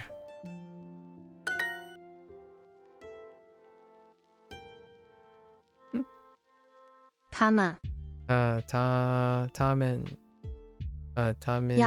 他们要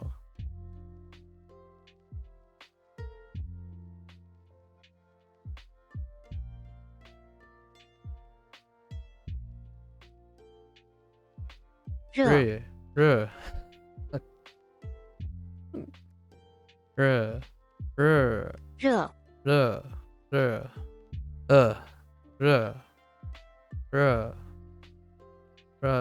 汉语 Sorry. 牛奶牛奶热 Okay. 热 Why is it so like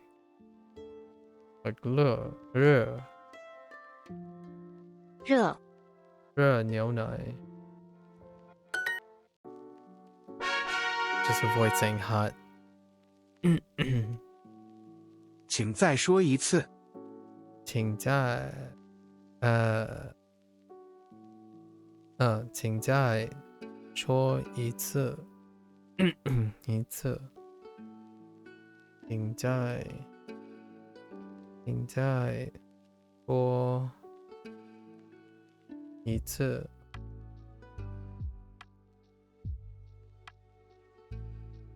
我一会儿见我的医生。我一会儿一会儿一会儿我一会儿见我的医生。我一会儿是 Whoops 见我我的的医医生。生我们最近不错我们最近不错。我们最近不错。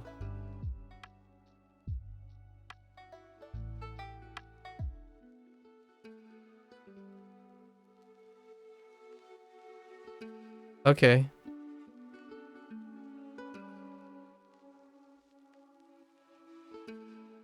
我们最近不错。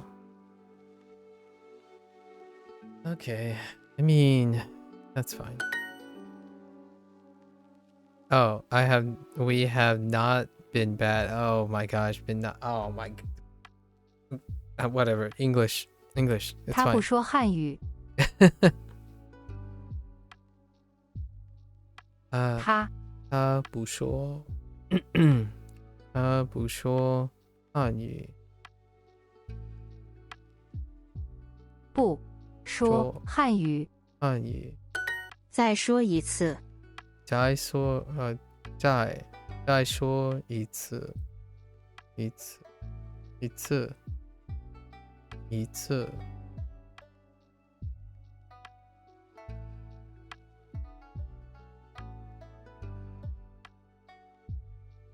Yep.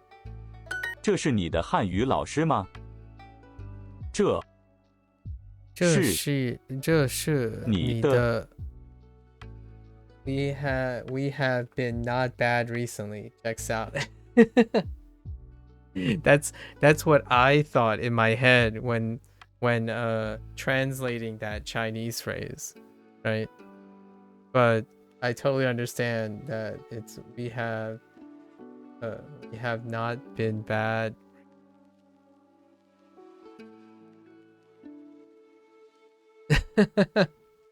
I don't know. I don't think anything makes that listen. Kind of just sounds awkward no matter what. 这是你的汉语老师吗？这是你的汉语老师吗？我最近很忙。我最近很忙。我最近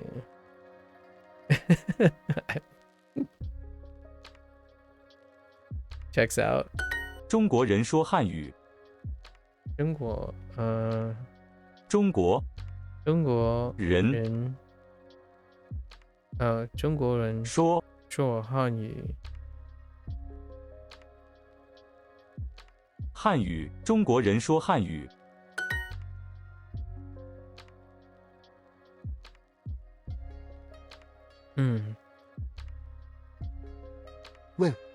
问，再问一次，再问一次，你你再问一次。I think I've actually progressed to dreaming in Korean now. Nice. High five. Virtual high five. Wait. Hold up. What's the nature of your Korean dream? Is it where you like panic and you stand in front of an amphitheater filled with people and you're like, sorry, I don't know anything. What is the nature of this dream in Korean? Are you in a K-drama? Were you the front runner of a K-pop group? What is the nature of this dream?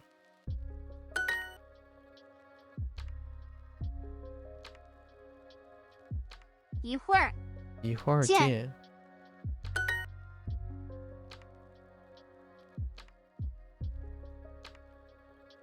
我一会儿见他。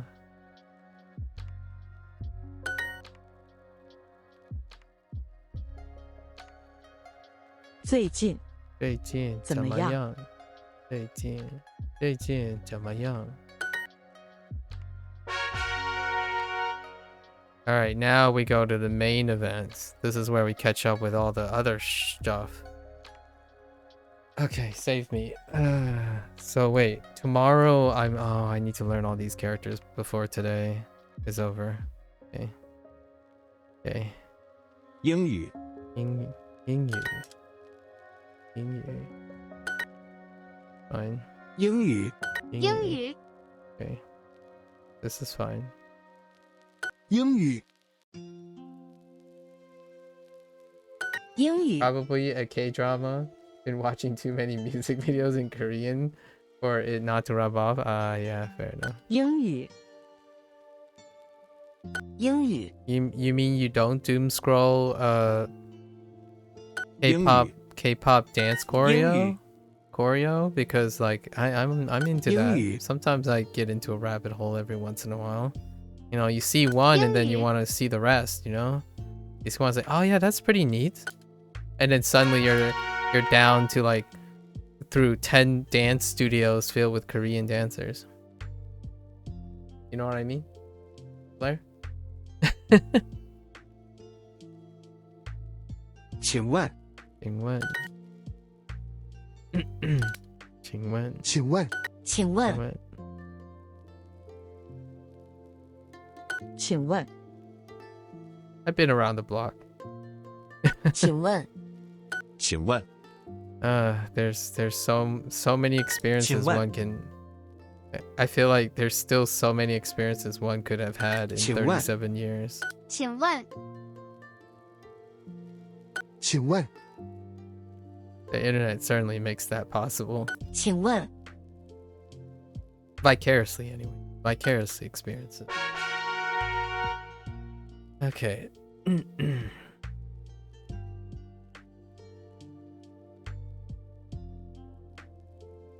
Uh, 忽然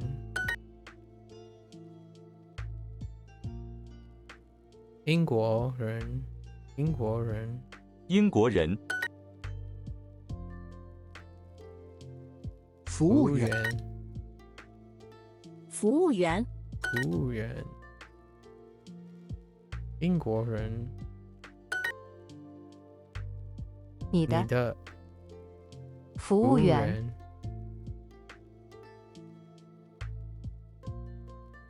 意意大利、利美国、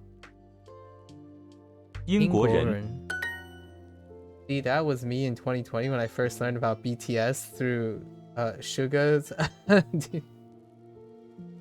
when it came out. 服务 Yeah, 员， yeah. But don't you yearn for it every once in a while? You know, you can dip your toes back in. It's all fine. 服 I won't tell anyone. 务员，服务员， I won't tell anyone. I think the last time I had a bout of BTS was when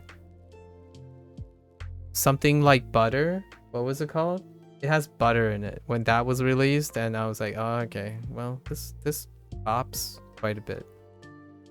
英国人， Smooth like butter or something. 英国人，英国人，服务员、服务员、意大利人、英国人、中国服务员、英国人，英国英国人，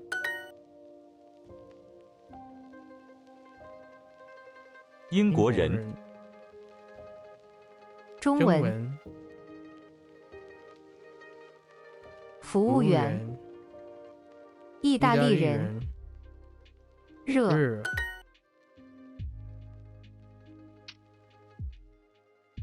服务员，你呢？意大利服务员英国人、人 Okay. All right. If you're wondering why the progress doesn't fill up, it's because we're retroactively doing all the other exercises that got added. 请问， When 问问 okay. We have like 问 30 like 10 days worth of backlog. Which is a great way to 请问 review all the 问 characters. So 请 that's 问 kind of nice. 请问 It's non-stop Hanzi 请问， review.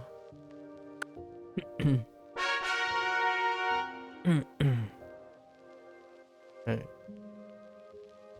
英语英语， Whoops. 英语英语，英语，英语英语 Oops. Roll quarter. 英语，英语，英语，英 Oh, 语 and then before the BTS thing. Yes, not your favorite, but it's good. Before then, it was 英 like, 语 you know, Psy, right? 英语 Before that, the Psy wave. 英语 Yes, why? Now that was something else too. How long ago was that? Oh shoot. 英文英国 Oops. 英文英文老师师老师是英文中文，中文这是知识老老师。师你呢？你呢？英文文老师是老师嗯英文老师是豆腐豆腐老师。你你好，好中文中文哦英文英文英文英文英英国国老老师。师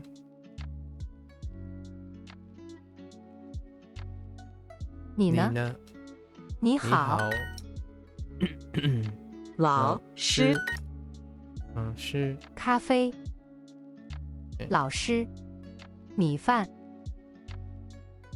中文英文对 Get more with 对英国人人英文 Of course they're gonna do this 英国人中国英文英国 Oops 英国 Son of a 英国人人英文英国人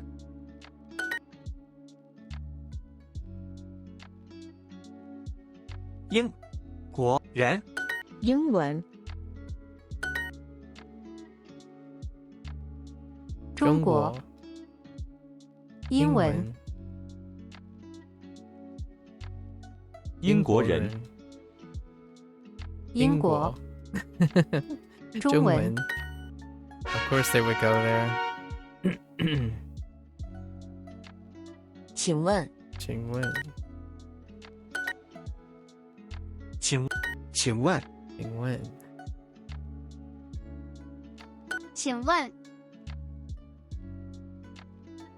请问请问请问请问请问请问请问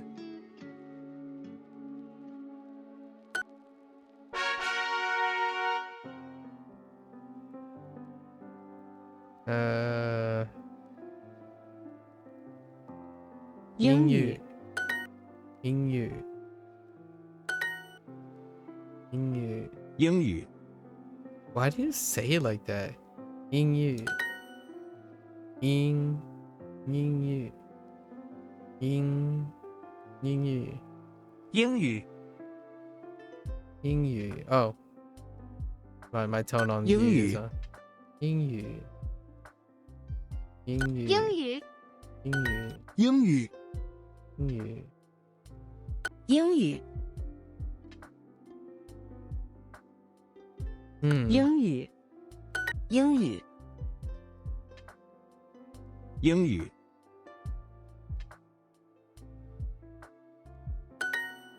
英语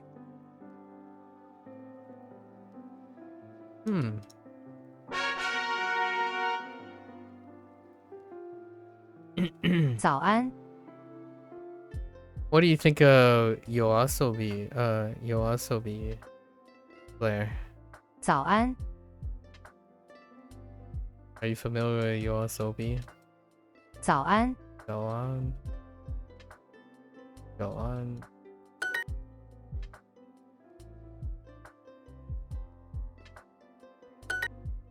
Go on. 早安， Go on. 早安， Go on. Okay. 早安，早安，早安，早安，早安，早安，早安，早安，早安，早安， A little, yeah. Oh, okay. 早安。 Actually, what is your so do you just engage with Korean for the most part now, or what do you do, like what's your makeup on your language learning right now? Is it just Korean? 帮助， And then you're like trying to immerse as much in when you have time while you're not studying or practicing? 帮助， Bangju. How are you engaging with your target language? Bangju. 帮助，帮 Bangju. 助， Bangju. 帮助， Interesting. 帮助， Bangju. 帮助，帮助， Bangju. 帮助， That's certainly an interesting organization. Bangju. Bangju. 帮助， Bangju. 帮助， Bangju. 帮助， Bangju. 帮助， Bangju. 帮助，帮助， Bangju. 帮助， Bangju. That's one girthy radical right there. So stocky. May. May. May. Qing. 请， Qing. Whoops. Wrong tongue. Qing. 没，没， Qing. 请， Qing. 叫， 叫。住，住。爱，爱。没，没，没，请，没， It was primarily Spanish. Then I just kind of picked up Korean during 2020. Had a passing phase with Japanese and Swedish. I see. I've only started daily studying working on Korean this past month. Oh, okay. 没， May. 没， Huh, primarily Spanish. So your Spanish is like good to go, right? Like, are you like breaking out your Spanish every once in a while? 叫， No. 没， May. May. 请， King. 七， Oof. That's a struggle. With a synthetic voice. 信，请，请请，请，问，爱，没，叫，没，也是，也是叫，叫没，没请，请问，问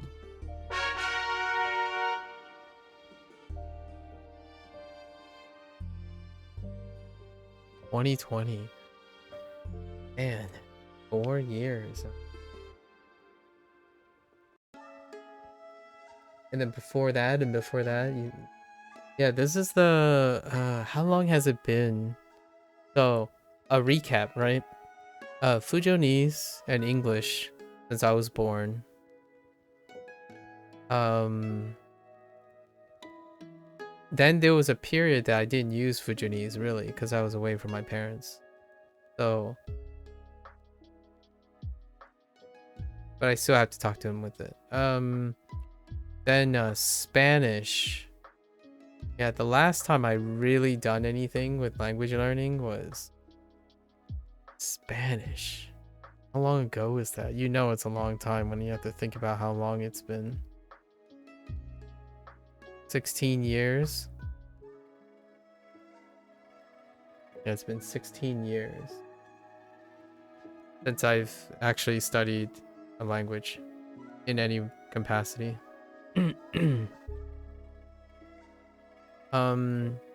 However, my exposure to all the languages that I'm currently learning and using and talking about has hadn't actually stopped for all these years. They're around me most of the time. Well, it was pretty much mandatory to learn it in school, but I came in contact with people that speak it primarily, that being semi-literate, it helps pick up intentions. Ah, okay. For Spanish, I see. The only Spanish, like most of the Spanish that I retain now are all the very sussy phrases and what I mean by sussy phrases, I mean like bitter phrases, like in video games. Like it's often something like, oh, do you have a screw loose? Are you stupid? Or like, does your brain not work? Or, oh, is your mom calling? That kind of thing. So that's the type of Spanish that gets reinforced. So ever since college, if you continue to play like if you continue playing like multiplayer games with like casual global chats or something, Spanish comes up so often. If not, it's probably Portuguese and Italian that gets like thrown in the mix. Usually French is okay. French is kind of okay. They're kind of a little bit more conservative, their language. So Spanish gets a little violent. I mean, kids, right? Video games. I mean, I'm gonna be real. They're not really kids. They're just really much older adults that are just screaming political things at each other. So sometimes Spanish comes back. Yeah, it's been a decade since you've actually been in school learning Spanish. I see. But working in fast food, I can help order sandwiches really well. Oh, that's great. That's such a useful thing. Yeah, my Spanish was I use Spanish to, like, whenever someone asks me like do you speak Spanish, because like if you play video games, like, there are some people like, oh yeah, can we just type in Spanish, and I'm like, all right, sure, why not. I get I have enough literacy to get the intention, right? Like you said, like the intention. And my parents actually picked up a bit of Spanish because they used to run a restaurant. So you wouldn't need to necessarily find like certain things. Like pollo. Like they picked up pollo very, very fast. Because one of the restaurant sells a lot of chicken wings. A lot of chicken wings. So you gotta pick up the phrases like, oh, I want chicken wings and French fries. And you just pick them up right away. You would idly just learn the names with ingredients we stock in Spanish to pass the time. Yeah, exactly. The way I retain Fujonese and some semblance of Mandarin over these years was because my parents ran a restaurant. So at some point you just idly pick up things, because if you know those things, it's faster to just do it yourself. Like I don't know if you've ever walked into a pick-out place when they're busy or something. Usually it's like you order in the front, but the guy, like the person that takes your order, just yells it to the back of the back of the restaurant. So you kind of, after a while, instead of yelling like, you know, chicken and broccoli, going back, you can learn the other ingredients and all that stuff and the names over time. And just have specialized knowledge. I could definitely appreciate learning Spanish in order to like speed things up in food services. So remember my parents said, what is this called? Like gailangi, right? Gailangi. It technically says broccoli and chicken, but in the menu it's chicken and broccoli. And if you think about like fast food takeout, right? Especially Americanized Chinese, the ones that are now running by Fujianese. English has this weird thing where the order makes it awkward, even though and is equivalent.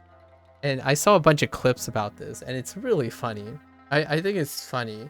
Like, wrong and right. Like, if you just sit there and say wrong and right, that sounds so wrong. It's right and wrong. Like, well, is it no and yes, or is it yes and no? And then I start thinking like, nah, you know, that's kind of weird. And then I start thinking about Chinese menus, and I'm like, American Chinese food menu. It's like, well, it's not broccoli and chicken. It's chicken and broccoli. It's definitely beef and broccoli, not broccoli and beef. If you order broccoli and beef, you might throw someone off. Language. You start thinking about these things, because then you start thinking, all right, if you're learning Japanese or something, learning Mandarin, it's like, does that also happen too? But you know, does that also happen? And I already came across a couple examples. I would love to just sit at a takeout shop to learn another language and hear how it's natively spoken. Yeah. I used to, you know, but pre-COVID, whenever people watching and just looking at the operations of like local shops and stuff is pretty wonderful. And being in a place with a lot of different locally owned places is wonderful. I have to admit, I do like sitting in an Italian restaurant listening. I feel like the Italian like mom and pop shops have this interesting energy, and I like listening to them. I also like their accents too. Yeah. The accent. So I like English accents as well.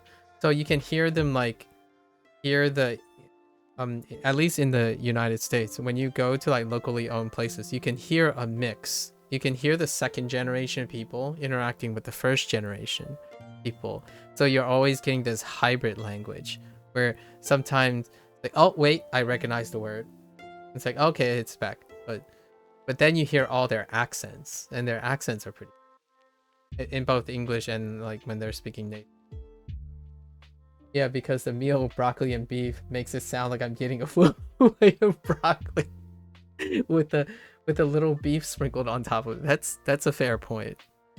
That's a fair point. But here's the thing. Mac and cheese. Do you think you're getting a lot of mac, or do you think you're getting a lot of cheese?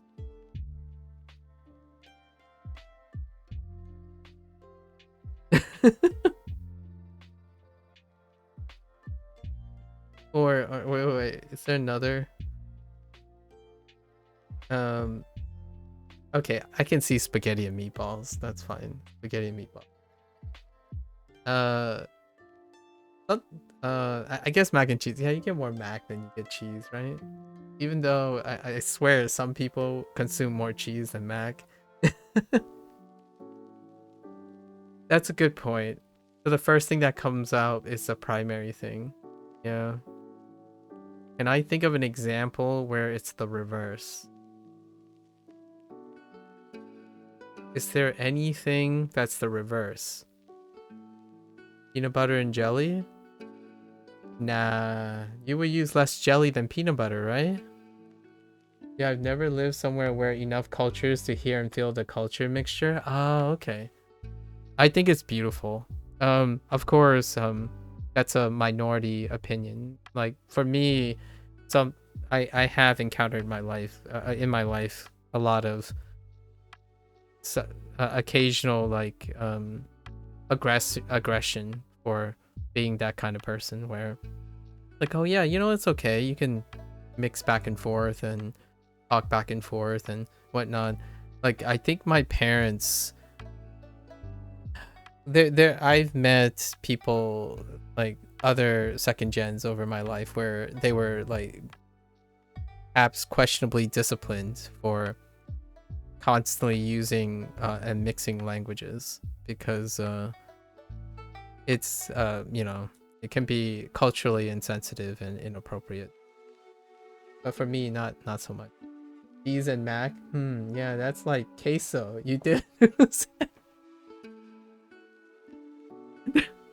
that's you have a way with words. Cheese and mac.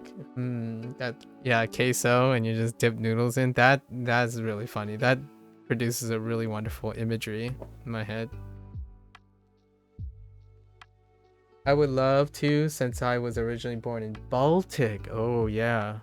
Yep. That's a very eclectic region. Baltic Europe. Huh. I mean, Europe and anything of your European, they're kind of closer, kind of closer. Although I don't know how China feels about that. I haven't ever been to China, so I wouldn't know. Where like if you traveled around China and you see blending, like what I mean is it's not like if I go to a Chinatown and you could see someone like switching between two dialects almost like non-negotiably. Generally they're kept separate. So you would hear like Fujianese tap into Mandarin and then back, but not like them all at once.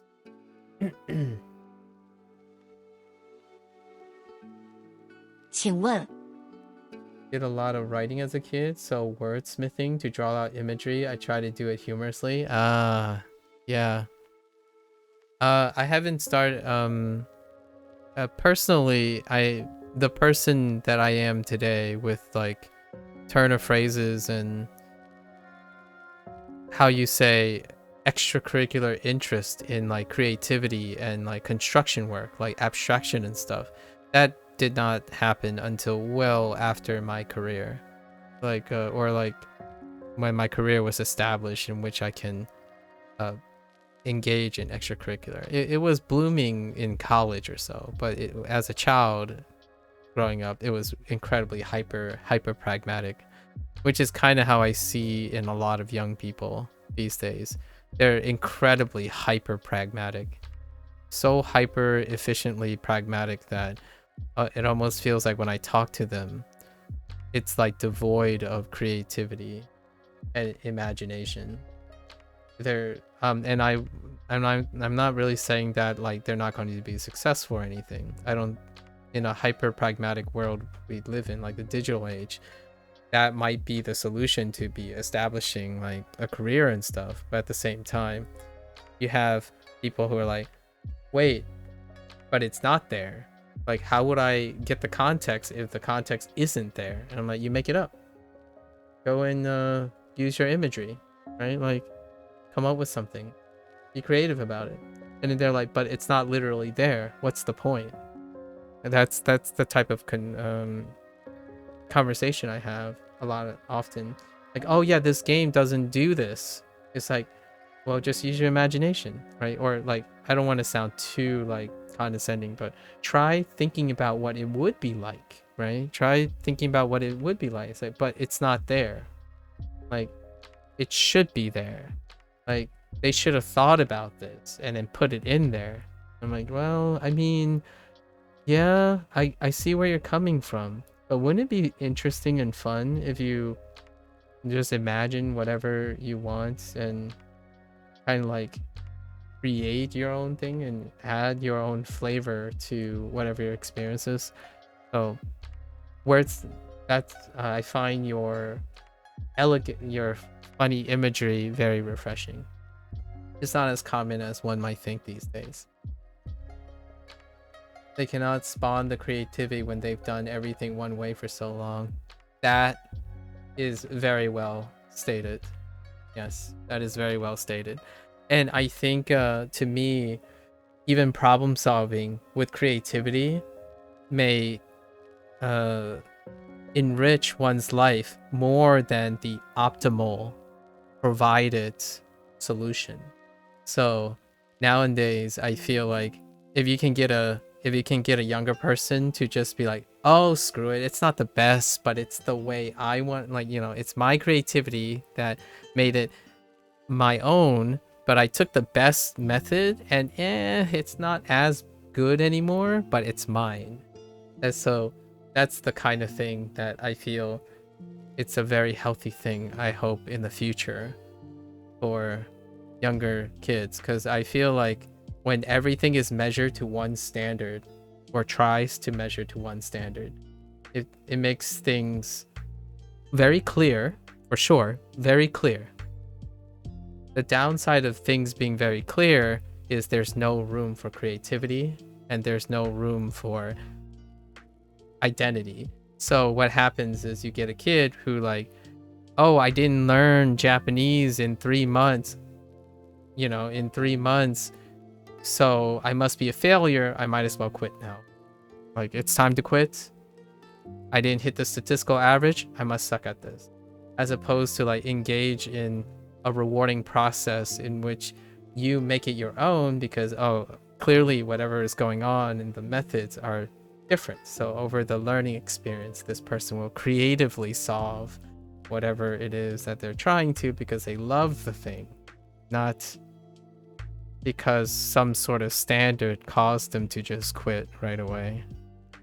Yeah, for sure. It may be considered subpar by the majority of society, but it is fantastic to that individual, and that is what counts in my opinion. Agreed. And I think that's kind of what I currently like about content creation. However, the end user, like the people who are seeing it, is constantly being supplied by an ever converging stuff. It's like how algorithms work right now is constantly converging on an idea as opposed to trying to be divergent on an idea. So like when you watch a cat video of certain subject matter, it will constantly bombard you with something incredibly similar. Like you're constantly it's constantly reinforcing something similar. So over time, that creativity just gets stunted in general because you're not, even the system itself is not encouraging you to consider other things or using like crafting. Like you're not smithing things, right? You're not thinking what could be, you're thinking what is. And then the moment you hit something for what is, you're just going to get reels and reels of what is, just that same is. So now we have, it's like, I couldn't learn this way. There's no other choice left. Like, this is the best way. So if the best way doesn't work, then I can't possibly make it work. And that's kind of how I feel I encounter most of the time. And what happens is then those kids or those people project that fear and then it echoes. The echo chamber then gets wild. So if one kid fails with the best method, then that kid or that person will go and say, well, this method failed for me. And then the fear continues to propagate. So then eventually everyone will say, well, this method can't possibly work because there are a lot of people who believe this method doesn't work. And what happens a lot of times is even if someone doesn't have any experience with that method, the echo is so big that it is enough to convince someone who is vicariously experiencing it. But then you have that echo chamber effect, which is what the internet is so powerful. You can have someone say, oh, did you hear? Someone just did this scandalous thing. And little after little, right, in a matter of like a day, this rumor becomes true, and the vast majority of the people didn't even witness the rumor or didn't even have any contact with that information. It was just, trust me, bro, and then it just keeps echoing. So you have this, like, whenever someone comes up and say, oh yeah, everyone thinks this sucks. I'm like, really? So they say. And then it gets countered by skepticism and condescension, and then it's just all bad. Yeah, they just consider it the truth without even attempting it for themselves. Yeah. I like this. This is nice. 请问 Obviously, one, I am not trying to say it's bad or good, but I have to be aware of this. If one is not aware of this, it can lead to a lot of miscommunication, right? So whenever I hear someone come up to me and say like, yeah, you know, I did this thing and it's like the worst thing ever. It's like, oh, well, how so? Can you explain it to me? And then go through the steps, right?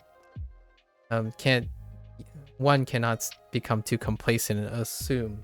That would be basically doing the same thing as what's happening now, which is, oh, I've heard this like 100 times over. It's like, what are the chances that this is different? It's like, no. Let's put that. Let's be vigilant. Let's try to do our due diligence.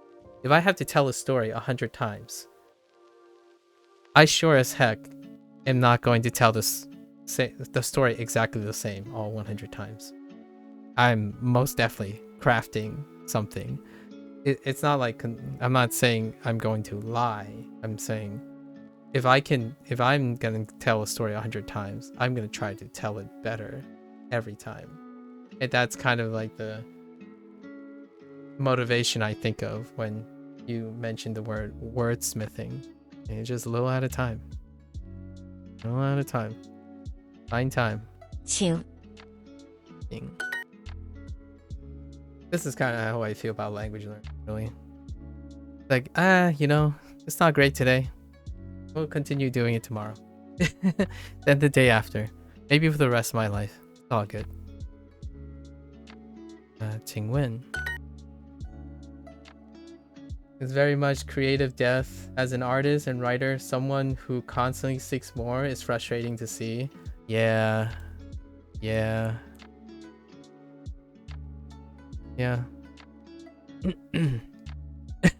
Creative depth.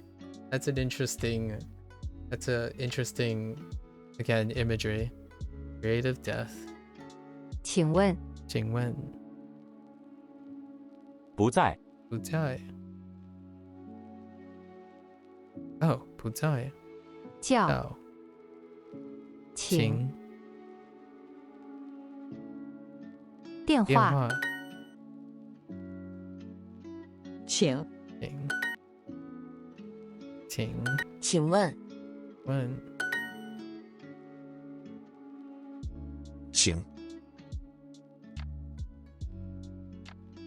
问请 What do you do with that language, by the way, Blair? Do you have anything that you manage to do with your, like, be able to integrate your interest for Korean into your, like, lifestyle outside of your life? You know, like, something, like, did anything serendipitously happen that you can wield your Korean right now? 没有，没有请请问住住他的他的 Alright, so we got one last task to do today before I call it. We gotta get all of this vocabulary, the Hanzi for this entire section down, just like yesterday. Let's start with the top. Okay, so we can group these two. These two stand alone, so it's not bad. This is fine. And then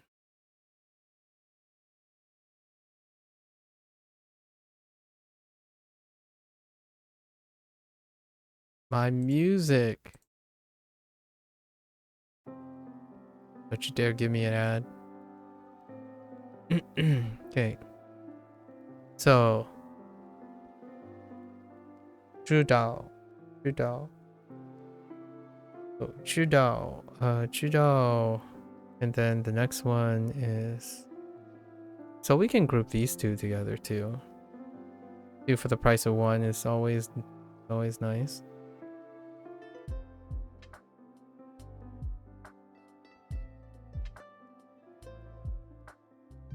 Oof, I missed that stroke by a landslide. So we have, oh, that's off-centered. Wow, that's awkward looking off-centered.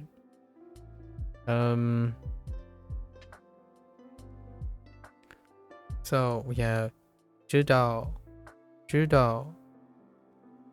请问 right?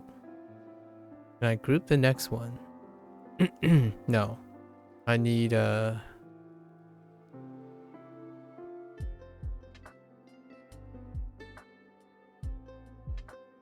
英语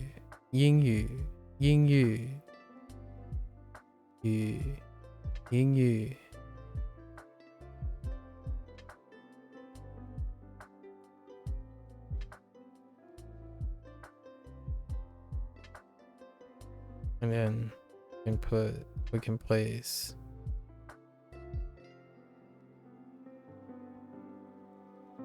汉语汉语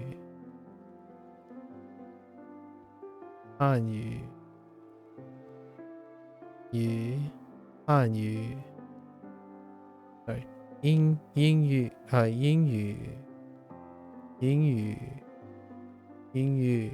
汉语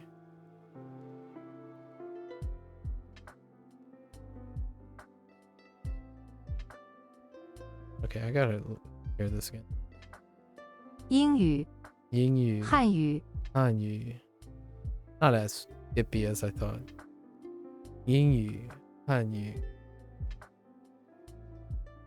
you've been so far? Okay, so far no. But after learning this unit 2, possibly, I like a lot of nature and animal stuff, which I think there's a few sections on that. Oh, okay. I've been around for 3 streams and I'm actually recognizing the symbols of these. I don't need to pick up another language. That's why I'm not doing Japanese. Okay.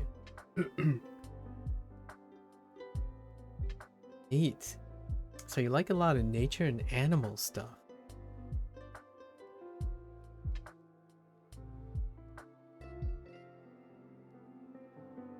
Sorry, the only image I have of you right now is Steve Irwin.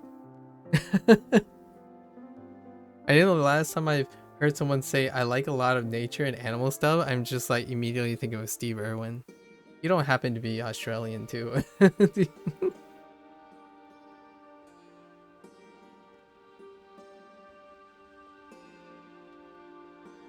Sorry, I like a lot of nature and animal stuff too. I actually find myself watching zoo things a lot. Have you ever watched the cam stuff? Nature appreciation cams? Kind of like them. So some people run cams in like just any old nature stuff. Sometimes it's a chicken farm, sometimes it's just guinea pigs, bunch of rabbits, ducks. It can be very cathartic while you're studying stuff. Just pull up your, I don't know, Anki deck or something and just occasionally stare up and look at some ducks, or there's something magical about that. If you go back to school, you'll be going for biology. I see. I will take the imagery of Steve Irwin. That's such a compliment. Oh, wait. What's wrong with the way you look? Steve Irwin he's a good guy. I really like him. Well, you know, rest in peace. Yes, you have a Pokemon Discord that does night nature camp. Oh, okay. Cute. I like it. You're going, if you went back to school, you're going for biology. Listen, I was gonna do like a meme or something. What's a good YouTube comment meme? Oh, here's one. As a former as a former biologist, don't do it. No, I'm just kidding. I don't know if you notice when you watch like content and stuff, and if you ever go to a comment section, it feels like the standard structure of English now is as a ... Now I'm credible. Now I'm credible. And then the next line, right? This is implicit. Now I'm credible. The next line is some like, I lost all credibility. Now, what do I mean by this? The standard structure of a YouTube comment these days is, as a, I don't know, as a professor of science or something, as a professor of biology for 14 years, and then right afterwards, right, you would think that it would be something insightful, considerate, maybe a balance of rhetoric and some like conservative comment that reveals that this person knows a lot and is juggling a lot to make a short statement. But then it would be like some bombastic claim that is like harsh and just like all or none statement. And then my first thought is, okay, well, if I'm in to believe this person has worked in the professional field as this occupation that they claim for so long, would they really go out of their way to potentially lose all their credibility and put their credibility on the line for a bombastic claim? And that's kind of how I feel the joke I was attempting to make, but I'm terrible. It's kind of one of those things like, I don't know if you know, but my background is in biology. So I often think like, I don't usually start with that kind of thing because sacrificing one's credibility is very tenuous. It's very, it's scary to do that. So I wouldn't ever, like, in my opinion, this is just me, so I might be a minority person here. The longer you've been in the field, the less and less likely you're willing to gamble your credibility, your hard-earned credibility and experience by making a incredibly harsh comment on YouTube in a public space and thinking that it has no repercussions or possibly come back to bite you if you ever in a professional space again, right? Things like, oh yeah, you know, as a biologist that worked 15 years, this is simply not true. We all know everything is this, X, Y, and Z.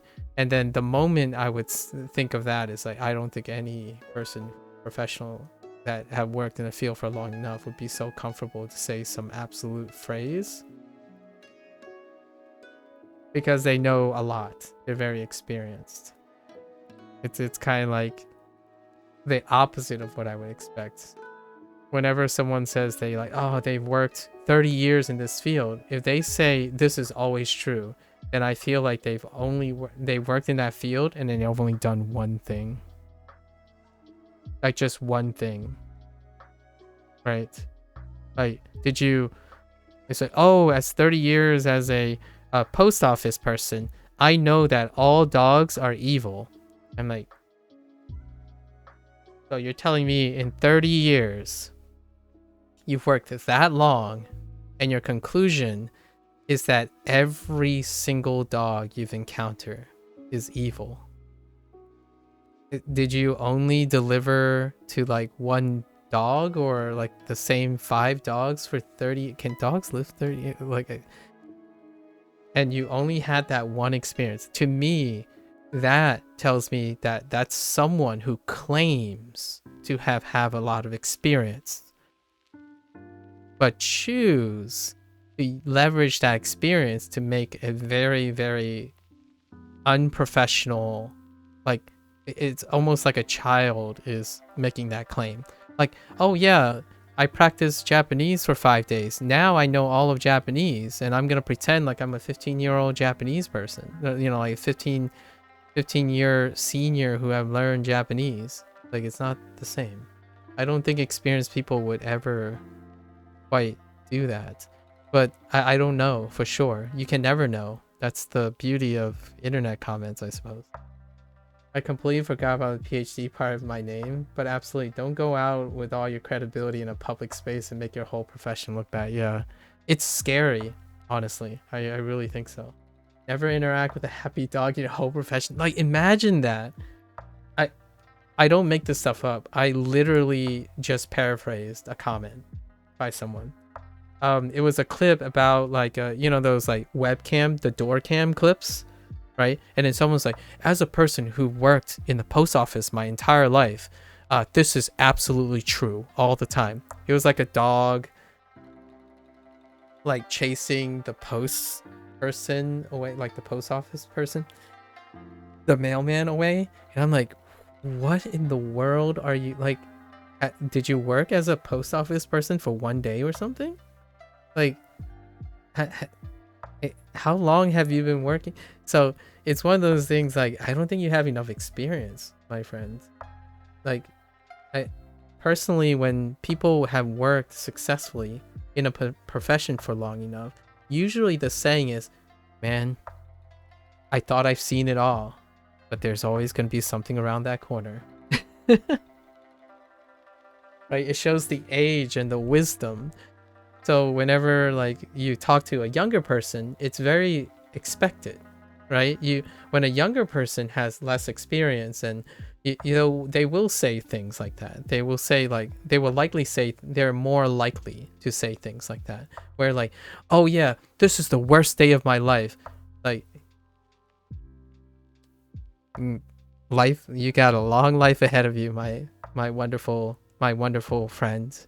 So keep your chin up, and I hope that the next worst day of your life, you'll be ready for it, because prepare for it. Or like, you know, the comments like, though my life, this is the worst part of my life ever, it will never get worse than this. It's like, please prepare, get ready, right? Like, constantly improve, know that it can get worse and it can get better, right? That kind of thing. So it's one of the it's weird for anyone to say all or none statements if they've worked professionally for a very long time. I mean, I worked at Subway for 7 years, and I have standards for my sandwiches, and I can make good ones, but I'm not saying they don't improve the way they do it now, and I appreciate when I get good ones now. Nice. Yeah. I used to, when I was in high school, the first job I had was the concession stand. Or like, I worked at a bowling alley, the same bowling alley that I bowl at as a high school student when I was 16. It was when the first time I got my first job away from my like parents' place. I always thought, like, you know, chasing bowling balls and doing shenanigans, and then after that, man, whenever I see kids like, oh yeah, okay, it's good to have fun, but the moment you hear a bowling ball slam into like the rake that's in the center, I'm like, ooh, that could have been $1,000. Like, the standards, and you really start appreciating things when you have wisdom from like experience. So oftentimes, like, I feel wisdom tempers extreme comments, in my opinion. It tempers it. It doesn't exaggerate it, unless you're like some person who choose to do nothing, like to do without adapting. Like, you chose to stick to whatever prescription you had when you're doing the job. Like, you didn't learn anything from it, you didn't acquire more wisdom or experience. So then that could be possible. That could be possible for someone to say, yeah, you know, I've done this job for 50 years. It's always the same. And I'm like, oh man, I hope it was always very good, because that sucks. Oftentimes I feel like humans try not to keep things the same, for better or for worse. Or as they learn, it's impressive to stay the same. Honestly, I would say it's incredibly impressive if you worked even 4-year, like 5-year period on a job, and you come up to me and say it was all the same. It was the same every single day. Nothing changed. I had no motivation to change anything or learn anything. I literally drifted through life. It kind of hurts my soul, honestly. Like, I would have so many questions. Like, so what you do in the second year? Did anything change? Come on, you gotta give me something. Right? I don't think life is worth trying to maintain something exactly identical every day. In my opinion. It's nice to keep all the good things though. Yeah, for sure. Like all your desirable things. But even for the desirable things, you kind of want more of the desirable thing. And then when, things hit the fan, do you sit there and let it hit the fan over and over again? It's kind of like putting your head in like a revolving window blade, like a ceiling fan, and the ceiling fan just keeps hitting you in the face. It's like, well, this is my life now. My head is here. The ceiling fan is here. It's just gonna hit my head over and over again. I don't mind it. After like 1 year, it doesn't feel that bad anymore. The ceiling fan just keeps slapping you in the face. Like, yep, I'm used to it now. That kind of thing. If it kind of makes me a little sad inside a little bit. If that's the image of someone's life, right? I know that was a little bit morbid, but I like it when I here's one about fast food. There's this guy who works at Papa John's, and he went viral. That kid, I hope there are more, like, in my opinion, content creators like that are fantastic. Where you can see that if you love something, regardless of its station or whatever its circumstances, you can make something wonderful and brilliant about it. It's just this kid who loves making pizza at Papa John's. Like, super viral kid. I've got the person's name, but the clip comes up, like, clips of him doing things come up every once in a while. And people kept asking him, it's like, why don't you get a better job? Like, why don't you ask for a promo or, like, something like that? And then the kid just came out and said, I just love making pizza. And then it was like a very simple thing. He was way more elegant in explaining his motivations, obviously, because I'm not in that situation. But it was so beautiful, I think. Glowing people of all shapes and sizes. All right, that kind of got really sappy at the end. I bet. All right, so let's learn this. Okay. So, okay. 知道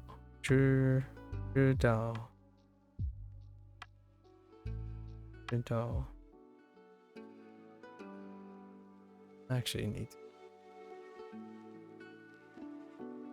Oh, there's a little thing there. I missed a stroke. Right. You ended getting burned out pretty bad when 2019 came and I became temp manager to help with hours. I see. I did a complete 180 and went into the health field. Oh, well, congrats. Way to do a pivot. Yeah, way to pivot. That is certainly some wisdom there. I know this is gonna sound, this is the loosest I can empathize with that. I burned out, but I burned out as well. There was a period of my life when I looked at the mirror and I'm like, this isn't sustainable, right? So, that was a little before COVID. It was a little bit before COVID. So, a little after you, I suppose, in terms of timing. When was COVID? Actually, 2019. Wait, was COVID really that far? Isn't 2019 the year before COVID? Has it really been that long? Yeah, I burned out on scientific career. I might go back though. There's a chance. There's always a chance for everything. There was a time when I stopped eating because a burnout is it's not a negative thing. It's just I was so into it that I stopped taking care of myself. That's kind of what happens when you really, really like to do something. And nowadays, I try to be a little bit more conservative about whenever I encounter a passionate person. Because life is very long and you have quite some time to enjoy it. At least I hope. For everyone. Setting yourself up for an early burnout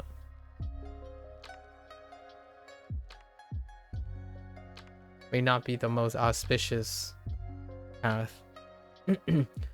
Completely new experience, but I did both Subway and CNA. Then did CNA full-time for 2 years until I moved to where I am now, working hotel front desk night auditor. I see. What is a CNA, by the way?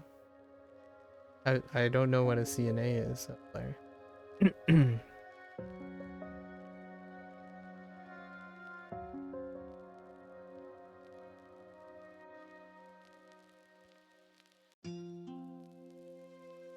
Your dog.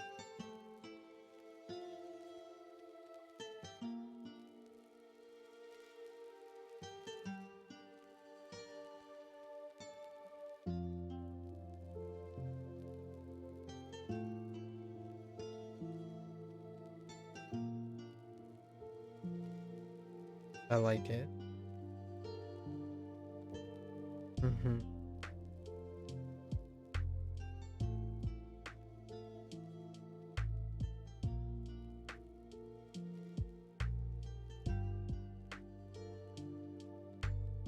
Okay.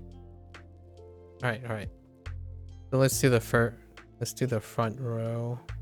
The top row. So this row and associated things to up here. Okay. So we have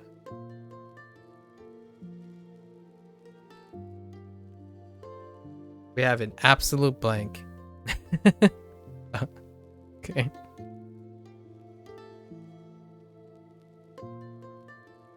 Okay.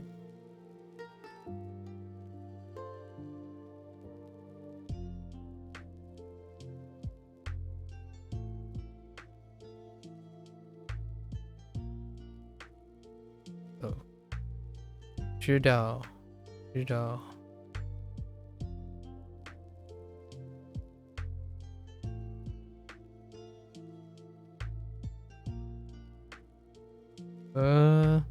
Wait, is that the right?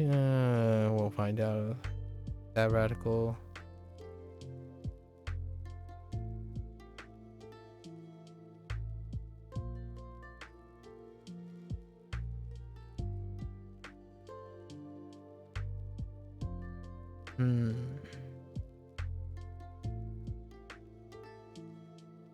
No.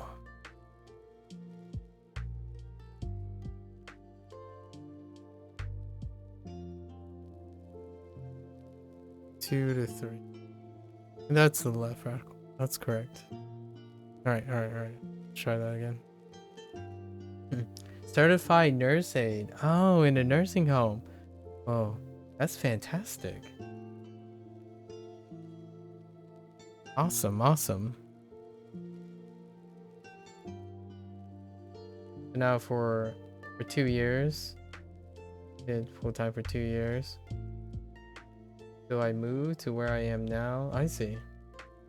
How's the I guess, is that under hospitality, the front desk thing? I haven't re-entered the work environment, so I'm pretty ignorant and out of the loop right now on what it's like in hospitality.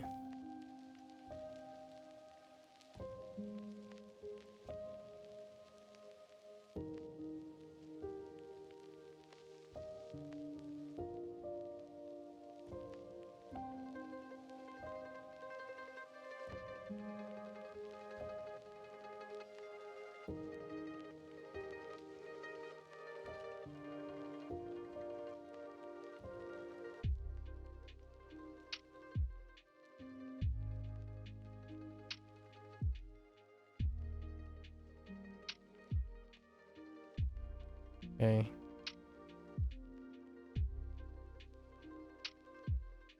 No. Wait. Wait.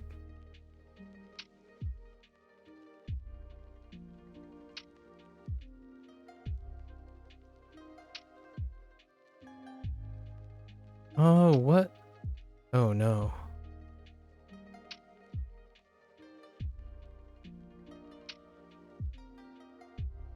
Oh, no. Why am I drawing a blank? Oh.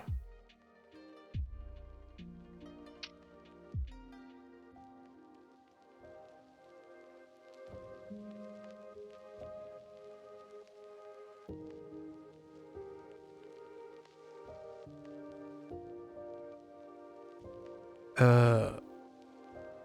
Mm, yes.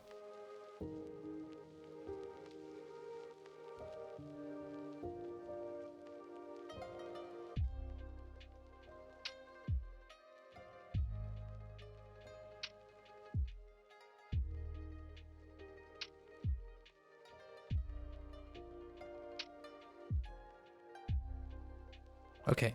That's the first row. So, 知道,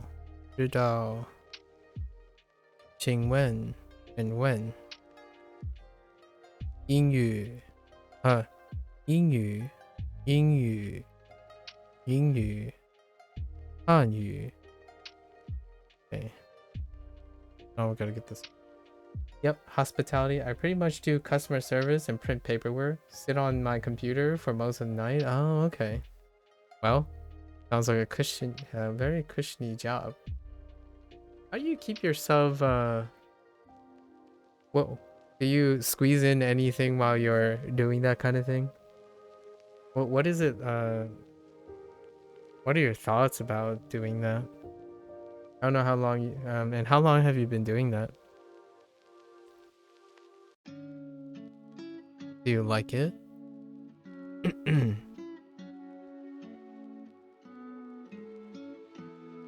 I have these questions all the time because whenever you like visit some place, sometimes I'm okay. I don't want to make it sound like I'm kind of a weirdo. I am kind of weirdo sometimes.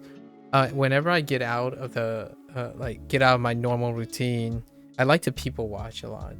So whenever I stay at a hotel, in the evenings or like later during the days, I like to like go downstairs and walk around in the lobby just to look at observe how the hotel operates and whatnot. So I always had these thoughts, like you play that little like story guessing game, like, oh, there's the concierge, right? And then there's the I don't know what you call it, bellhops, and then like there's the coffee shop right there and whatnot.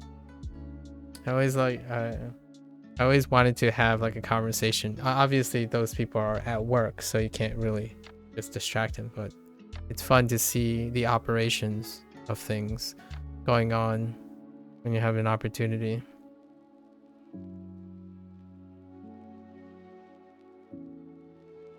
Okay, this is on. Okay, so we have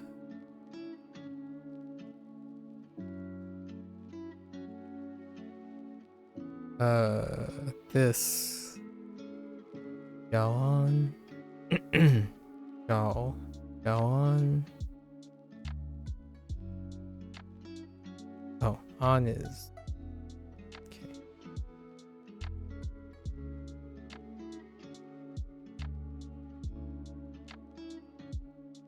So 摇 on, and my other one.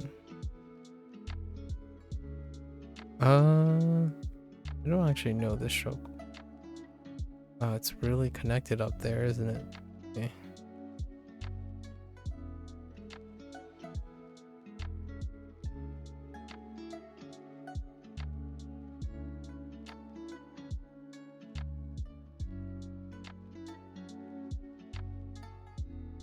Hmm.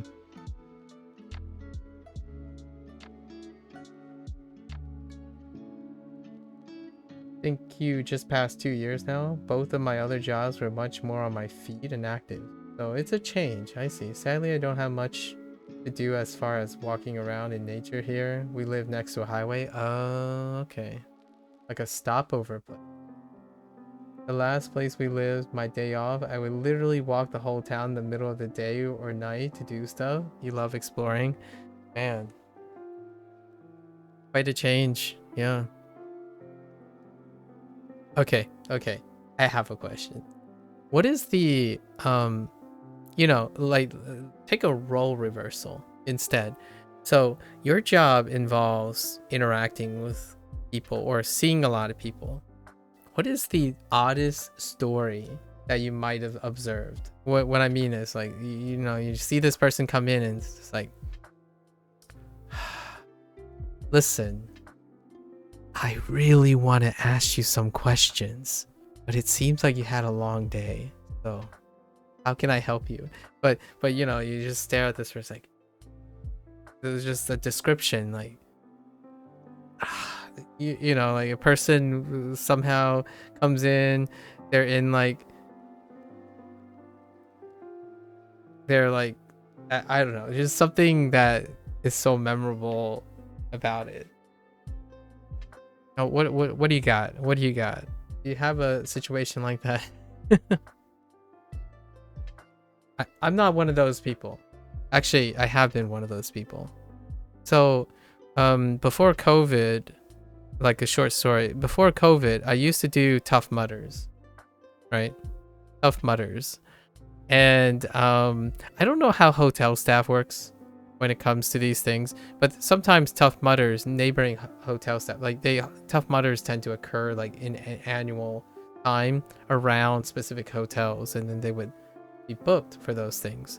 So I used to do these annually, and I used to be one of those like goobers that come in and I would be like, there's like mud, mud, and like I would be in a towel with like half my face have like I didn't like really wash off very well, so my hair would be like I've gone to like a mud spa or something, that kind of thing. So I'm kind of curious if you had any of those situations where you're like, what the heck did they do?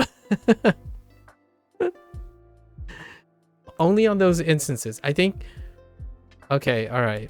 The other time I'm at a hotel is I volunteer at a anime convention every year. So yeah, sometimes I could be that weirdo that walks in, and then the hotel staff would be like, "Yep, it's that time of year again." The person who was going deep sea fishing in the Arctic or something. Oh my gosh. Wait, in the Arctic or something? Listen, Fictitious, you need to calm down. Okay, from time to time, all right, I didn't tell people this, but oh my gosh, you heckin' ads. Okay, what you call it? There were times when I wore ears and other stuff, so it's been some time. Okay, all right, I admit it. Sometimes you have to like be a little bit welcoming, so you could be wearing things. So what do you mean by Arctic or something? So this guy just straight up like wore, like, what gave it away? The Arctic gear, the deep fishing gear. Did the guy just straight up look like a fisherman or something? Oh no, we had a Dobby cosplay come in full makeup once. That's so cute. Yeah. My annual interaction with hotel now is basically going to the hotel, the 2 or 3 hotels that are attached in Washington DC to the Otakon convention every year. And yeah, you can definitely see the hotel staff. They're like, they kind of love it, and that's kind of neat. But it is jam-packed. Oh, he was toting deep fishing gear. Dang, where do you? Can you go deep fish, deep sea fishing where you are? Huh. It's an old guy, huh? That sounds like that person has a lot of stories. I love hearing Dobby cosplay. I don't know what that looks like, but it sounds amazing. Dobby cosplaying. Alright, thanks for that. I accidentally, before, when I was working at my college, I wanted to go downtown, right? I wanted to go downtown to get like some groceries. And I ran into a brony convention. A brony convention. The place that I used to study at, the convention center is like downtown, and it's where the convention center used to host the anime convention as well that I volunteer at consecutively. So one of the days when I was downtown just trying to get a bowl of pho, like nonchalantly I ran into a brony convention. It was interesting. It's not my scene though. That's definitely not my scene. That's something else. I'm a little out of the. I'm not sure if that's still a thing nowadays. My Little Pony stuff. You live in Texas, unless you're fishing. Oh my gosh. Okay, that's fair enough. Texas, huh? Yeah. It was my first and only interaction with bronies. It was interesting because they entered where I was patroning.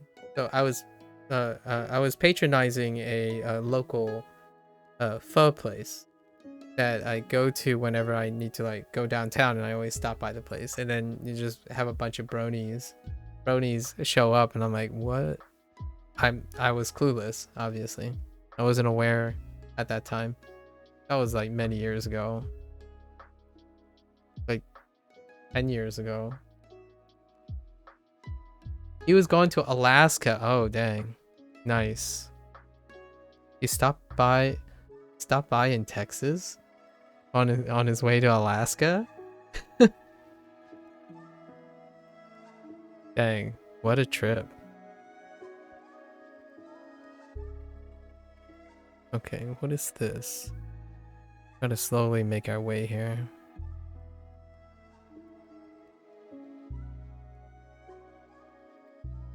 Oh. 是不是一次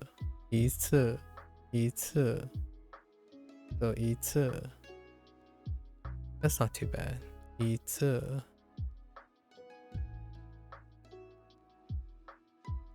Now we have 一次会 or no 一次 and then no we don't need that. That's just 一次. We can plug in 说 maybe remember as whoops 说过了说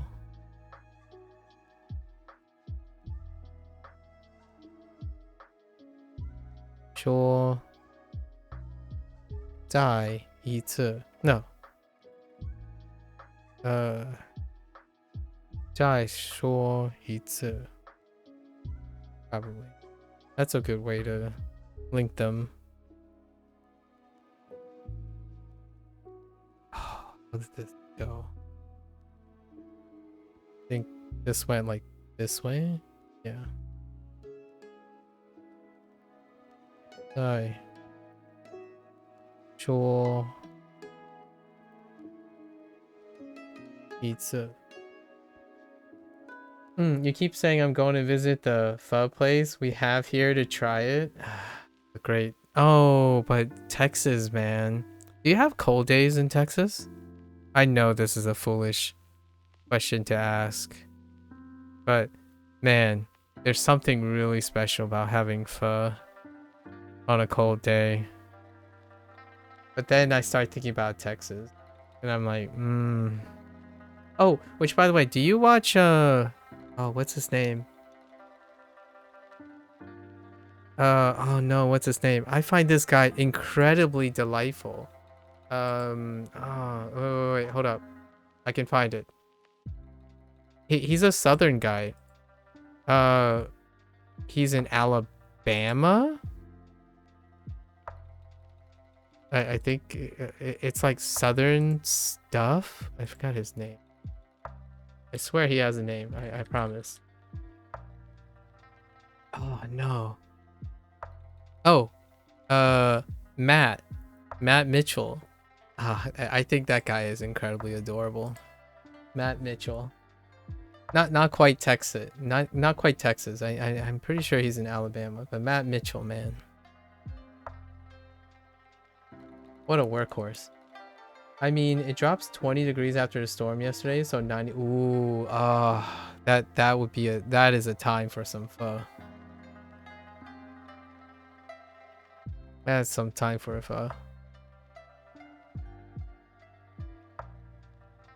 Have you had pho before, Blair?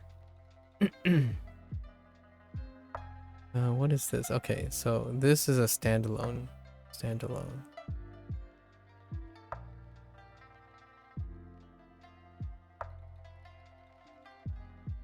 Wait a minute.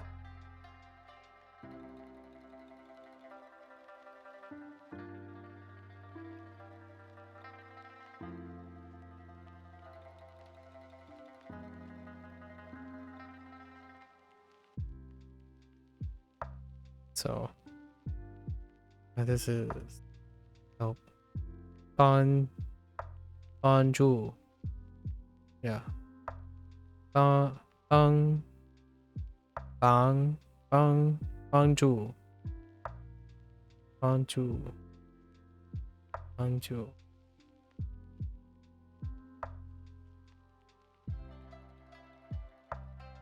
Wait a minute. I don't even know how to write this character.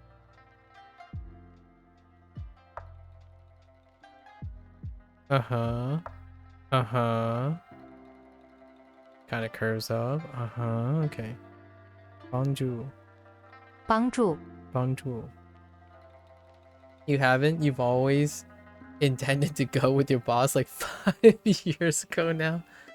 Oh, it's quite wonderful. It's quite delightful. As long as you don't have like any food aversions or something. Probably one food aversion that comes up for pho is probably cilantro. There is like residual cilantro smell and stuff. Obviously it doesn't have to go in it, but cilantro is a thing for Thai, like for pho or Vietnamese pho. And then like if you're not a, dare I ask, a vegetarian, because I don't know, something I feel something kind of almost I feel a little squeamish when I ask a Texan if they're a vegetarian. I'm not a vegetarian, but for maintenance purposes. Oh, you're good with cilantro? Yeah, cilantro is the deal breaker sometimes. Because the soapiness, like some people can taste soap. I don't taste the soap. So cilantro can be a deal breaker sometimes. It's so good. I'm practically salivating like a Pavlovian dog. Okay. Alright. So this.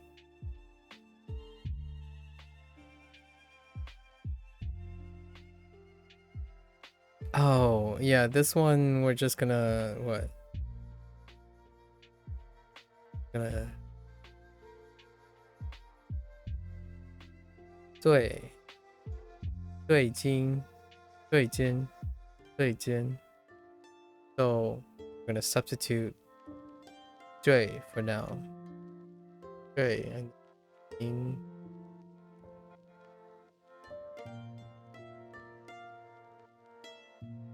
尖. Okay. sometime. Sometime. I love the discussion.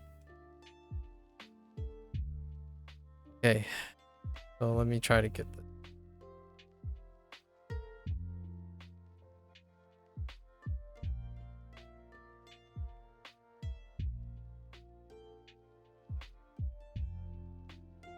I want.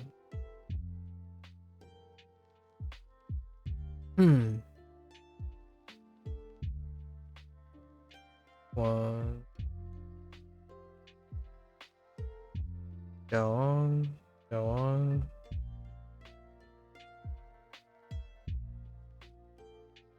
One.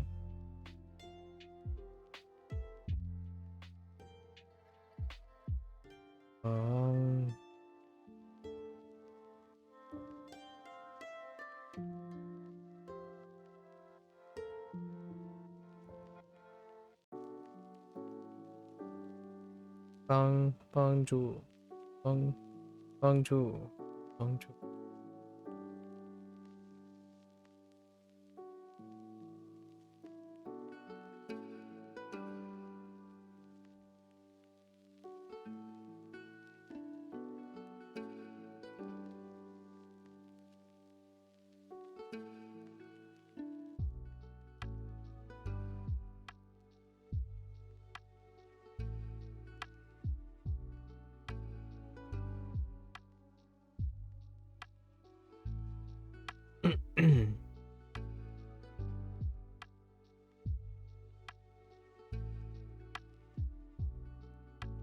you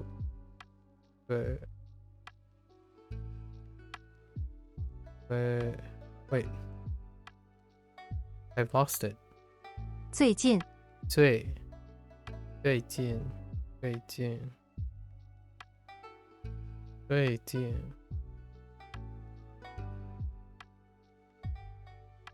Hello there, Maddie. I went to bed and you're still going when I got out just now. Oh, yeah. Going a little bit longer than usual. I want to get at least the novel ones out today. You love his stuff? Yeah, Matt Mitchell is a sweetheart. Sorry, I find it very endearing when I see content creators like that. I guess I find softer individuals quite endearing, especially people who work very, very diligently and consistently. I don't remember it's soapy to you. I see. I'll have to drag your husband to the pho place to try it. Yeah, pho. You know, this reminds me of a scene. Have you ever watched Kings of Queen? Is it King of Queens or it's called King of Queens, right? King of Queens. And there's this one scene. Where James, right? James discovers pho from his wife. I forgot their names now. From his wife. And he's like, wait a minute. You're telling me this has been here the whole time? And then he find out that the thing that he was sipping was chicken broth. Say, wait, you mean this comes in beef? That kind of thing. Oh man, that scene was priceless when they were talking about pho, when the character first discovered pho. It's something else. Something else. That's all I'm thinking about right now. With the two of you. I hope you like it. That's a very pleasant dish.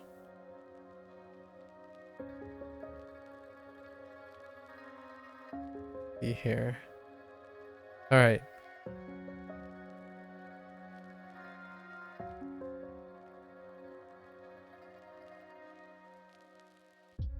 All right, got this. Let's try. We have to get these rows completed here. All right. So.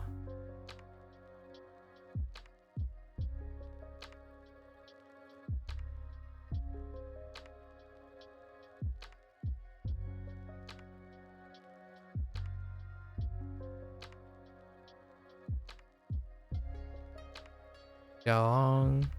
Xiaolong.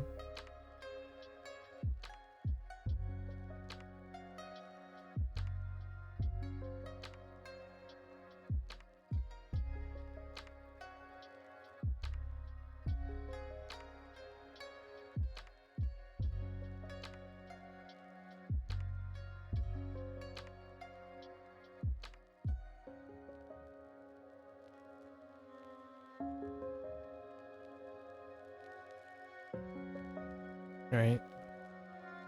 Wang. Wang. Wangong.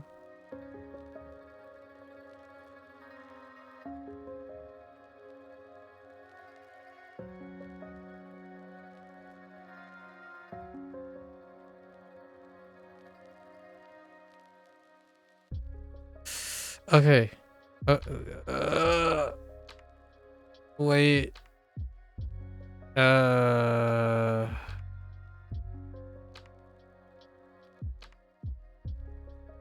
No. It's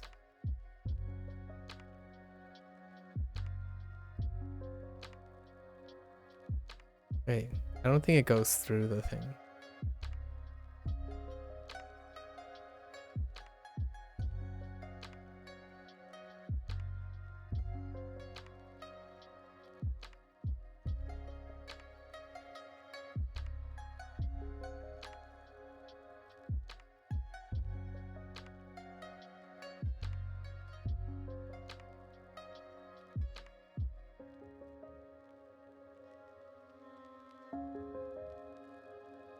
Oh no. No, don't do this to me. Oh wait.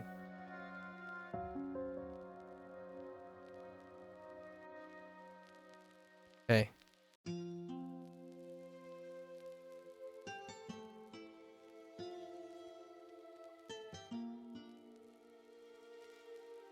Wait.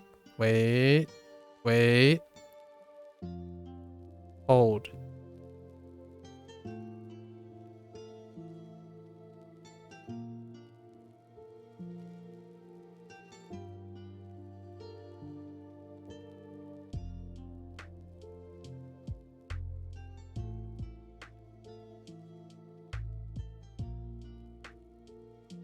I don't have it. Bangchu.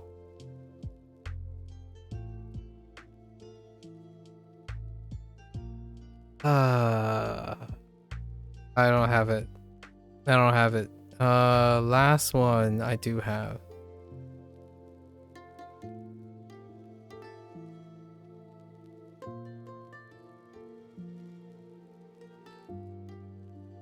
And then we're inserting Beijing, 最 Beijing. Lost it. Discoveries like that, yes. Wholesome. I feel like nowadays it's difficult to discern between someone who's like having a genuine response and then someone who's doing it for the virality of things, you know, like being that's why I still love the thing where if you go to an establishment and you just eat, right? You eat, but then you have like the foodies, right? The food social media thing. But when you really, there's something magical about. Sometimes I always wondered, like, maybe I might go back into food service, but then again, then I start thinking about social media and how food service and social media interact these days. But there's something very electric about people just genuinely really loving food and discovering food, and it is, especially if it's someone dear to you, you know, someone that's close. I mean, if parasocial relationships online feels that magnificent, your significant other discovering that is like, I can't even imagine how. I was like, hey, yeah, let's do it. There's something really special about it, especially food. It's a sensation like no other. It reminds you of the richness of life. Oh, and not remember what it is. Do I remember? Oh, wait. Oh, no, I do. I think.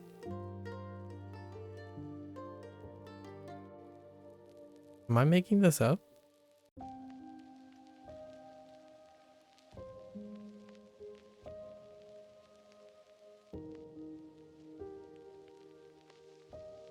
It's a little lopsided, but that's fine. Yeah? No, no, it's not even close. Oh, wait. Yeah, it's not even close. I'm thinking of a different one. Oh, no. Yeah, no, that's not even close. It's, How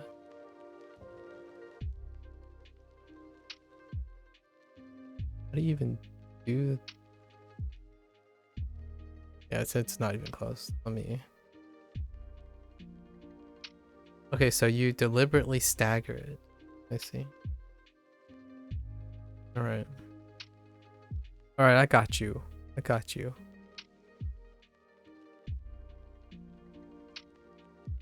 Anju. Anju. 帮助 Anju. Those will only come into my food experience if I'm truly enjoying something. Yeah, yeah.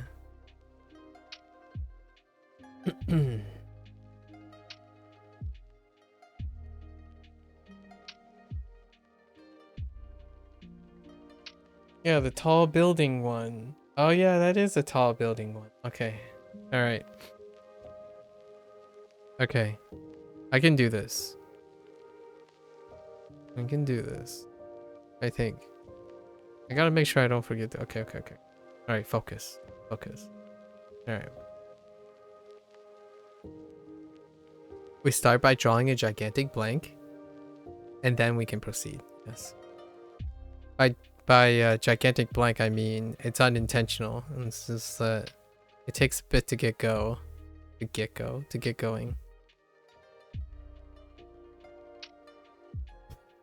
Okay. I got it.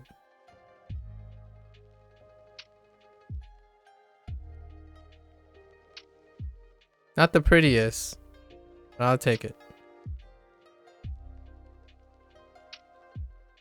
So, Galong.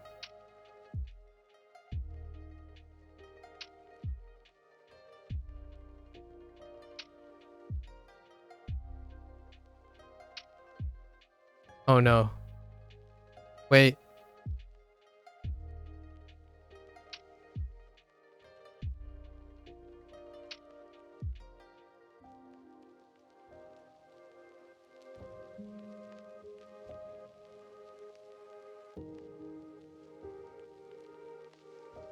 Okay. Long.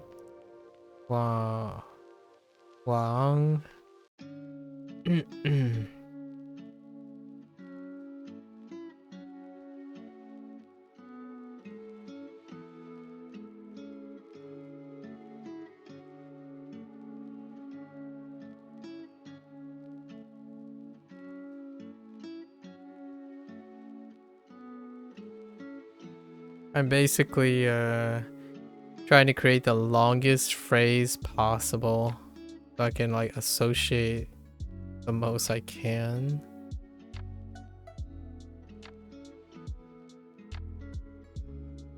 And I can take them apart if I need to.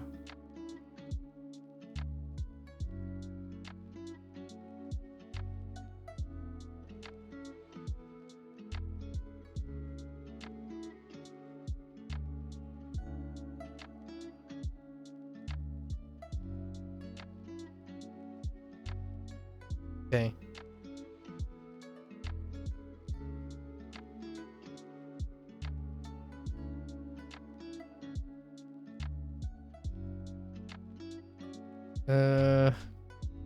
By taking them apart, I mean completely forgetting what the right radical is.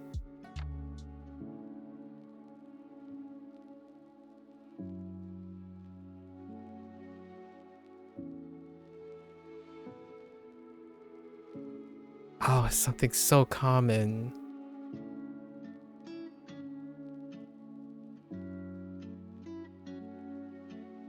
Oh. Okay. It's fine. And then 最, right? 最 tone 4 最 whoops 最近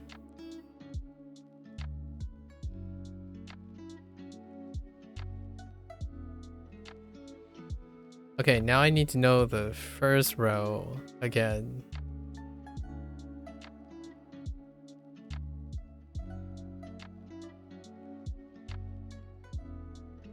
Okay.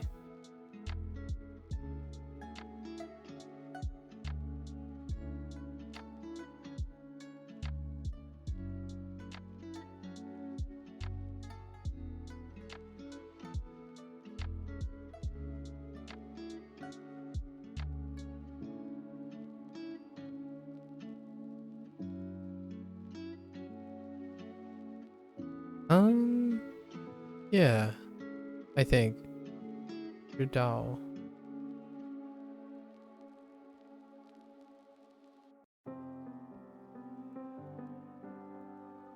No. What is it?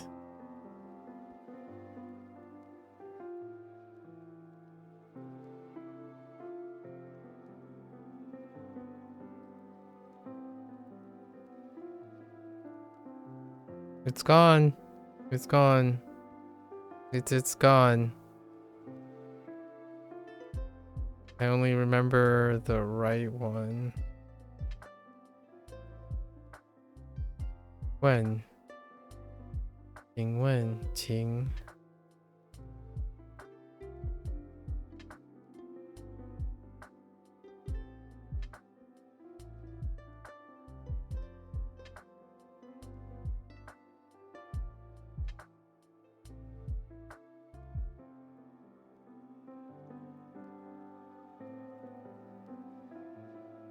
Nope.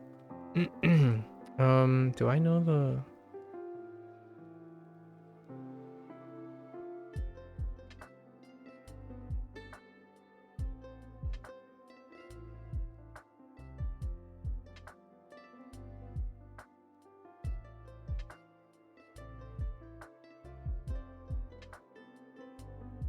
Nope.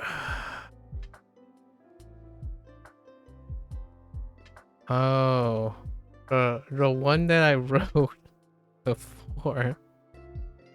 Oh, man. Oh, man.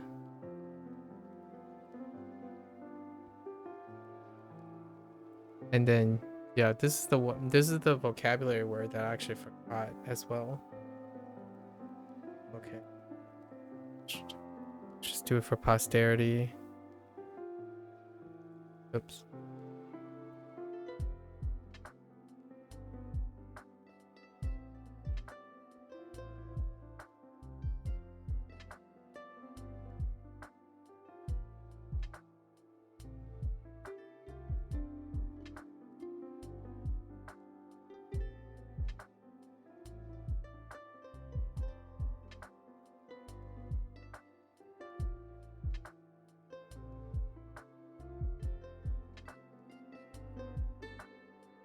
Okay.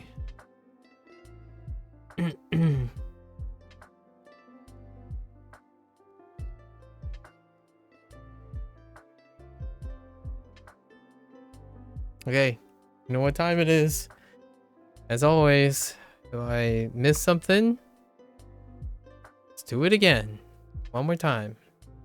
I guess we can do it in order and see if we can or go from start by drawing a blank.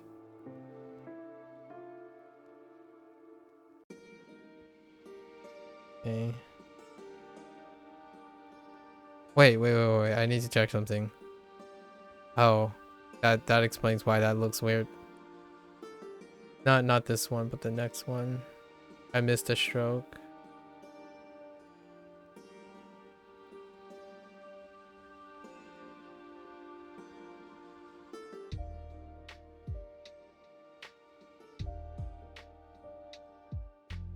Okay.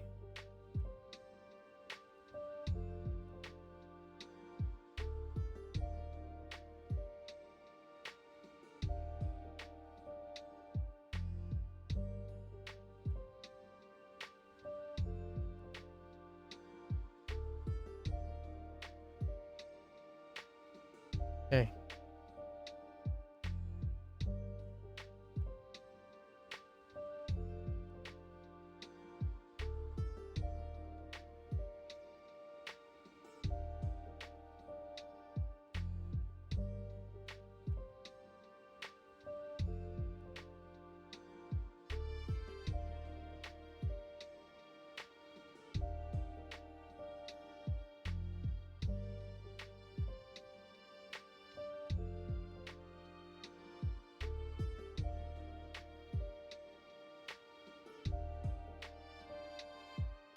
Okay.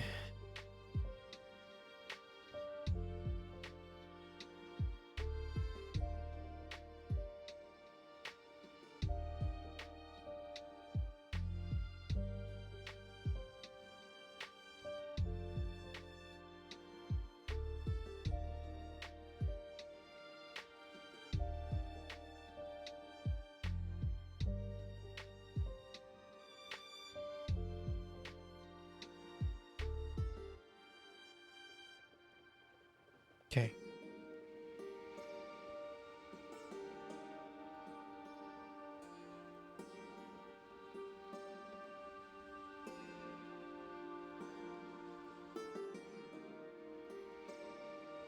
Okay.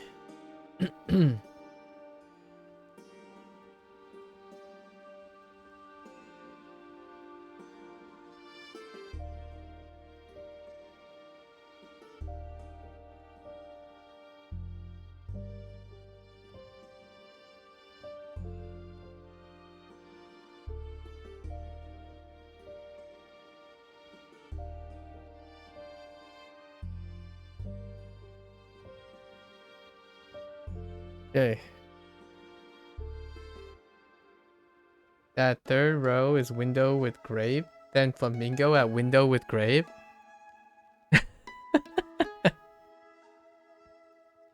Oh, I see it.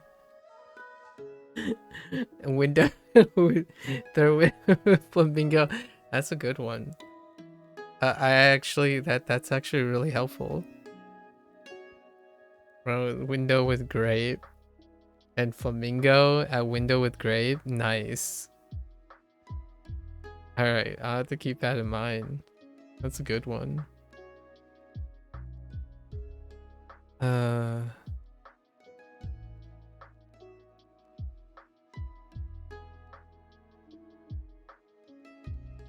Uh-oh. Wait.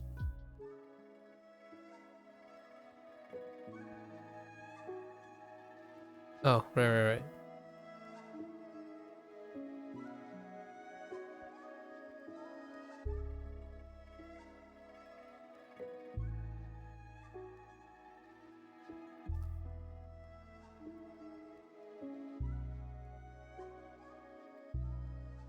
Come on.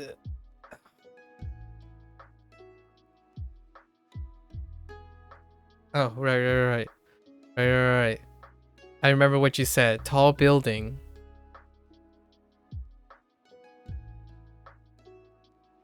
Right, the tall building, right? Oof. That's really... that one was very, very unfortunate.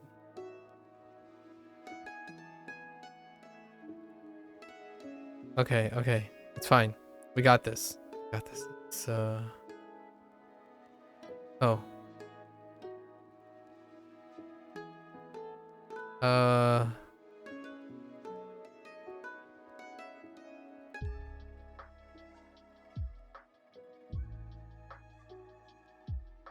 Wait.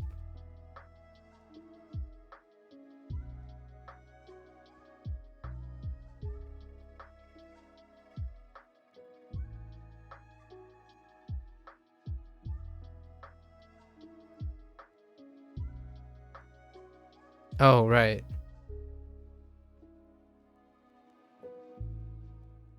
Beijing.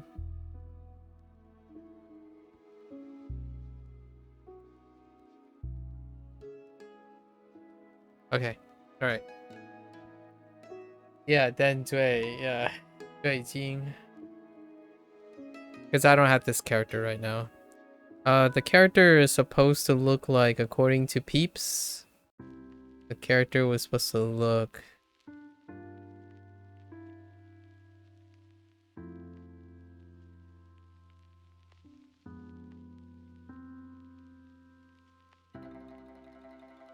like this. This is J. But we'll stick to the plan right now. Okay. All right. 3 more, and then all these extra ones are going to be, we're just gonna push them because I can pull them up from my memory. These are all repeated ones, so if I remember the vocabulary, I'll be able to write these out most of the time. I did integrate as many of them as possible, like these down here, all here. These are unit 1s, so I can just plop them down at any time. There is a unique phrase here, but that's not too bad. I already know those. Let's rekindle. There is one phrase coming up that does this into this, into this, into this. And then I already included this and this in a memory, and this in a memory up there. And I included this in this memory. So these. And then I included this with this. So we've already included everything. So it's just last 3. Oh no, that's fine. So, okay. What's this phrase? This is how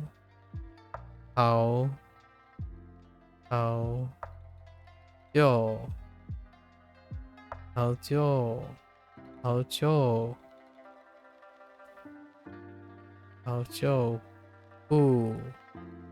不见，好久不见，再见。Okay, 好久不见. Oh, and I already included this. This is with this. So it's only 2 characters actually. And this is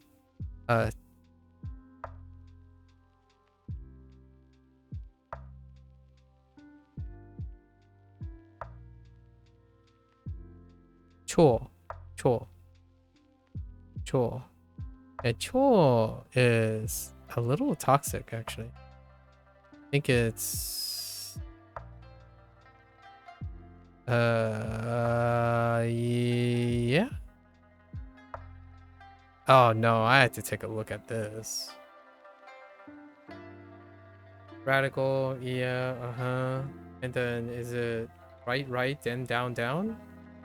No, it's right, down, then scoop. Window pane. Okay. 不错. Okay.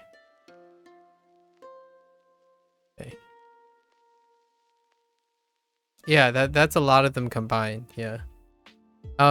Basically, the way I'm remembering it, so in I don't know what it looks like in Korean, but this is what does it look like this in Korean? So for this, you know, you have the characters above and then the used characters, right? And then how I visualize the stuff is I focus on the new characters, and then the old characters get lumped in. So basically I try to, so these 2 are together, and then these 2 are together, and then I visualize it based on this. So I would write this into this and this into this. So in my head, this is what it looks like.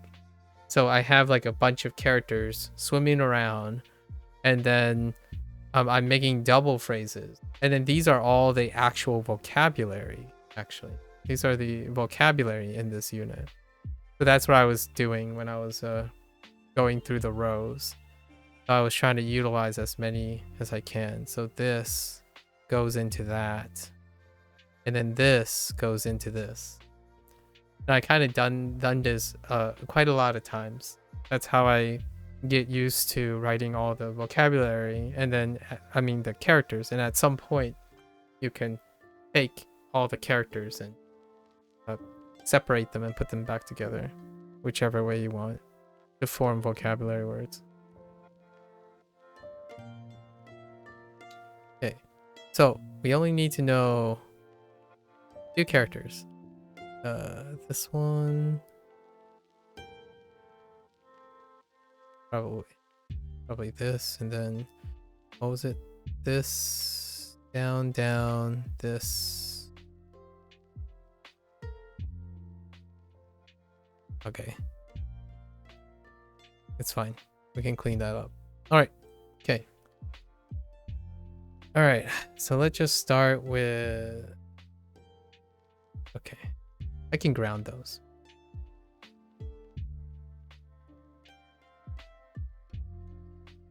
So.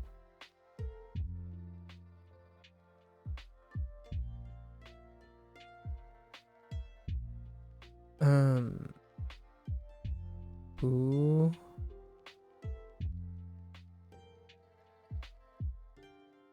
No, how久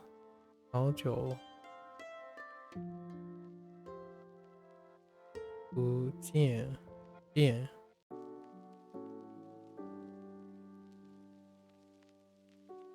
And the nice thing about these phrases is, if you can't remember one phrase or one character, remembering the things around it helps quite a lot with writing, in my opinion. I try to construct as many things around it as possible as a first start.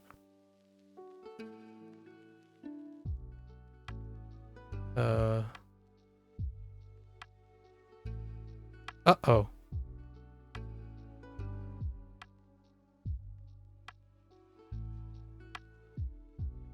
Oh, right.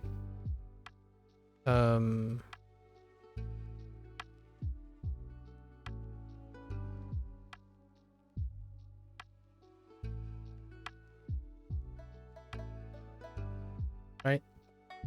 So 不错 and 好久不见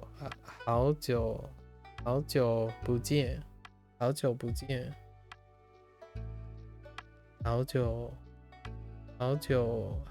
见好久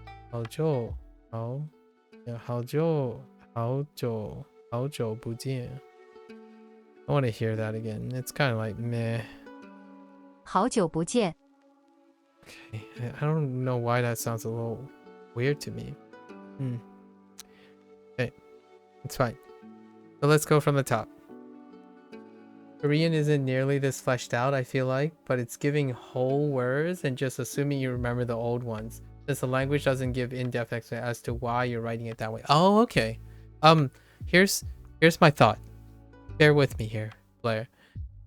So Japanese, Japanese, Korean, and I'm gonna say Chinese as well. So in the most recent update, I don't know how long you've been using Duolingo, but the 2024, at the end of 2023, in December, there was like a overhaul for character-based languages, and I have a feeling it is in this order. It's Japan, Japanese, Chinese, then is Korean, in that order, right? And they were introducing these character sections in waves. So initially, it was this, the character section used to be this only. And that was when I started Japanese, right? The character section was first introduced between the end of December 2023 and 2024. So I started with Japanese in February. So it's already been 2 months. And originally Japanese only had this section. And then 2 months later, I think, it added this section. The one that says, oh yeah, all these characters are used before, and here are some exercises that remind you of all the overlap. Now, in Chinese, when I first started Chinese, the character section was only this too. And only the last week did they add this section. That's why all of my things, all these like buttons, have progress on them. because they only used to have the exercise for using when it's novel, so when it's new. Now here's the thing. I think Korean is third in the cycle. So I actually think in the near future, maybe like 2 or 3 months in the near future, or maybe even like a couple weeks, I don't know how long this is, I have a distinct feeling that we'll have this discussion again, where all of a sudden this section is added to Korean section, where then it'll continue to keep you keep note of. I don't know if there is a section like this, but I imagine there's a place where you collect all the characters, and they will go back and do, because they do this in like waves, in my opinion. So it will be interesting to see if you encounter this. I don't have any like actual like ambitions to keep going in, like include Korean, but I would love to hear if this change ever happens, because it was a big change. This is why I've been changing up my schedule and style right now, because I had to catch up with all this. Originally, what I did was I only learned the new characters, and then since they don't explain why you're writing it that way per se, I try my best to remember all the characters as they are, and then try to find the patterns as I go. But now it's like double time. I'm kind of curious how Korean comes along. I'm pretty sure Korean was after the Chinese course, so I would love to hear if there's any changes in the Korean course. That would be great if we could get that. Okay, so it only got a letter section for the individual syllable people. So vowels, consonants, double. Oh, yeah. So in Korean, even these sections are not fleshed out yet. I see. Okay. Yeah, because there's a pinyin section for this too, which I didn't ended up using as much. I see. That'll be cool. Keep me posted. I love hearing other people's experiences. So somehow, if it isn't there, then I would probably come up with some creative way to do it. Before, this wasn't always here and all that stuff. So by coincidence, I already started doing this early, so it's not too bad. And kanji was the same. I started doing something for a while, maybe like 2 or 3 months, and then they went back to update it, and then I no longer had to do it anymore, so I started doing something else. Kind of one of those things. You always get excited when there's an update. I think there's an update every month. It feels like there's an update every month in the beginning of the month. So you might notice like a slight tweak here and there every month, at least once every month. Which this update was the first week of this month. Both the Japanese section and the Chinese section got updated on the same day. At least I noticed a change on the same day.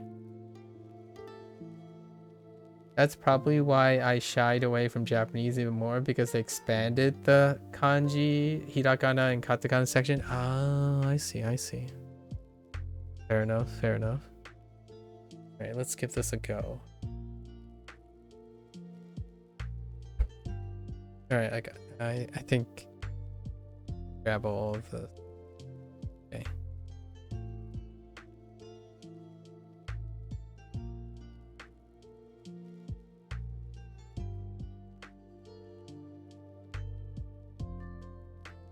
Okay.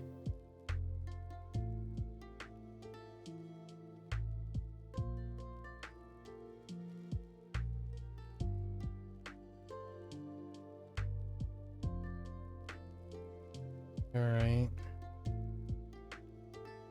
This was week one. Week one.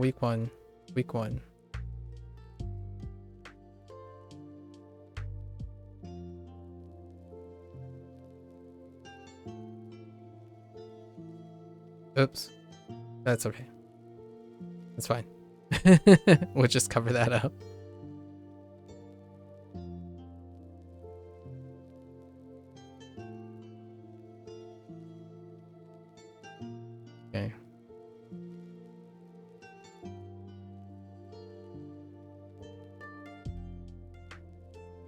Ugh, that middle thing is kind of gross. It's fine.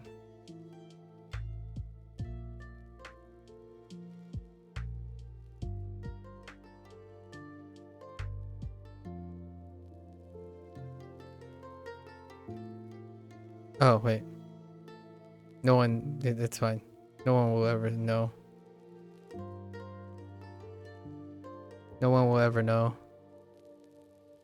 When you find a deal on your favorite Holy thing in the McDonald's ads. app and Oh order my it, gosh. does that technically count as It's fine. It's the same ad. I feel like that's just gonna be part of the joke now. We'll constantly hear the same McDonald's app thing.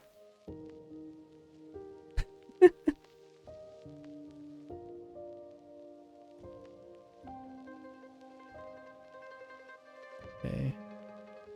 It's gonna be part of my routine now. You take a drink whenever the ad comes up. Water. Take a drink of water whenever the ad comes up. Or your favorite beverage. Sweet tea is on. It's pretty nice.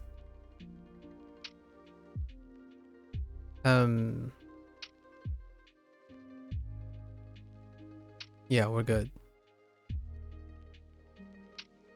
Okay.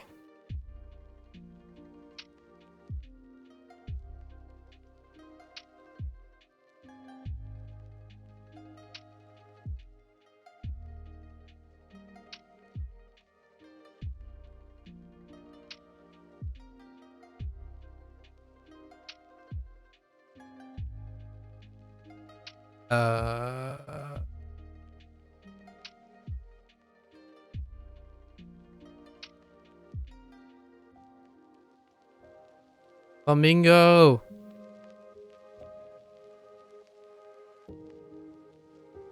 Okay. We got the flamingo.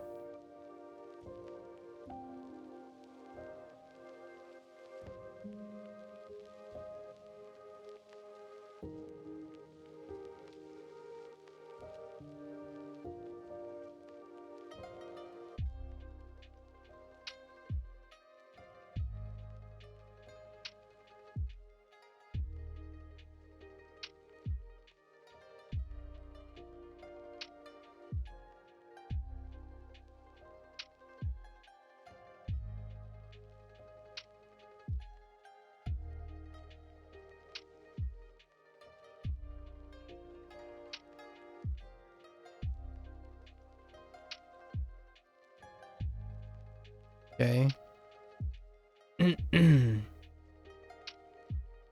This one's kind of weak.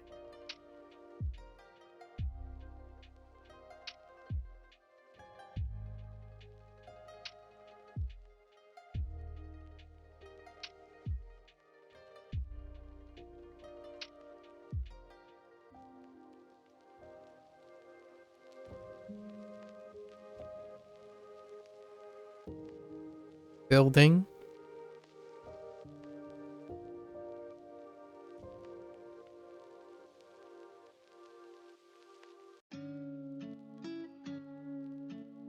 The power of building memories, right? And then the building comment. Although this is kind of awful, but it is good enough. That building seen better days. Actually, this radical is pretty bad. Let's do that again. Nah, that's good enough. That's kind of worse. Dang it!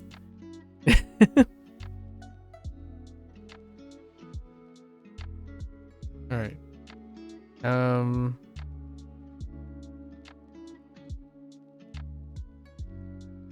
right. Oh, you know what? We'll just write the character in. Gotta suck it up.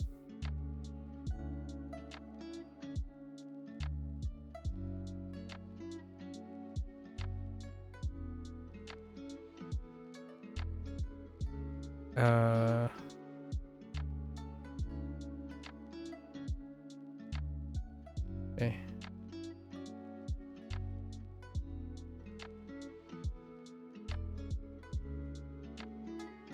Okay. All right. And then uh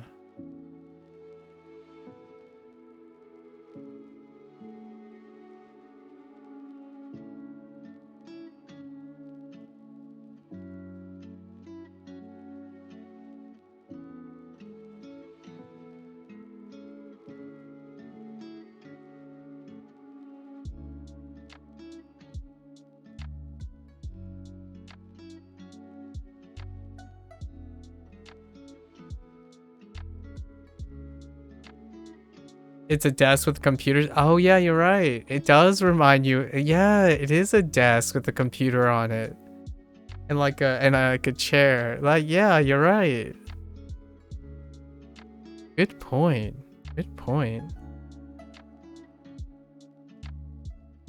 Uh um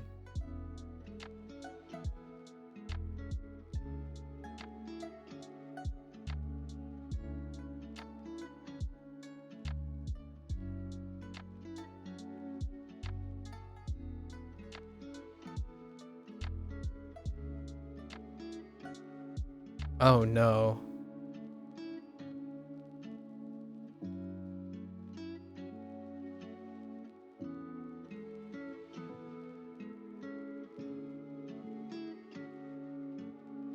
No wait. That's not what this. Oh.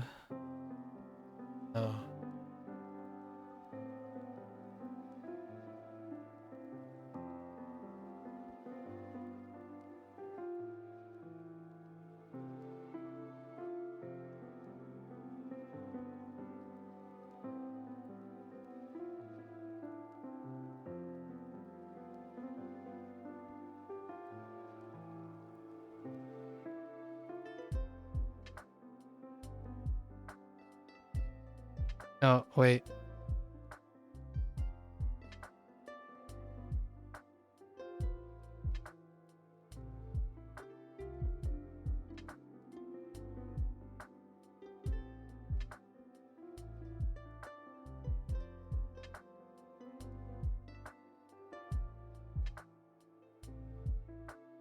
Okay. We got it. We got it. And then now let's sprinkle in all the other things that I remember and then we'll call it a day. So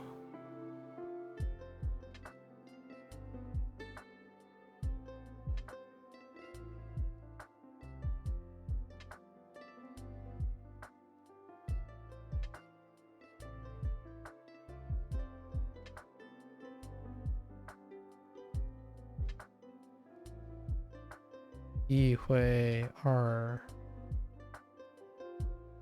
一会儿一会儿一会儿一会儿一会儿一会儿 I don't know how to do that. We're gonna have to listen to it again. 一会儿一会儿 Yeah, 一会儿 Probably. Just some other stuff.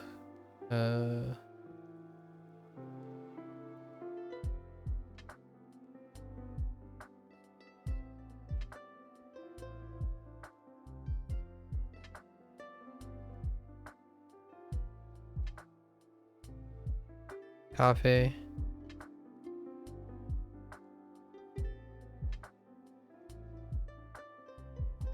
Wait. Oh no. I don't remember. Wait.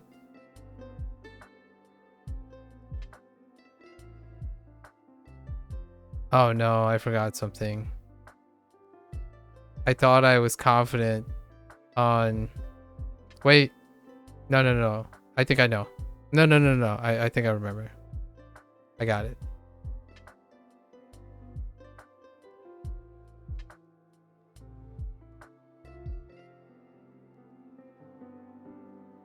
Oh no. Is that the other one? Oh no. I think Yao is maybe... Oh no, I don't know what the bottom radical is. I think it's that one. It's okay. Fine.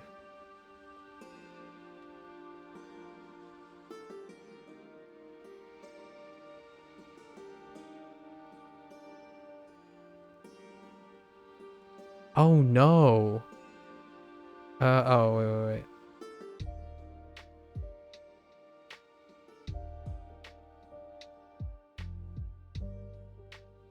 Okay.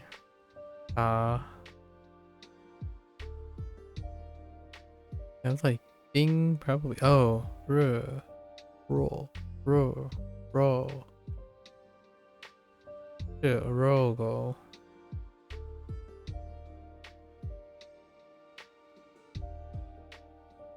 Oh no.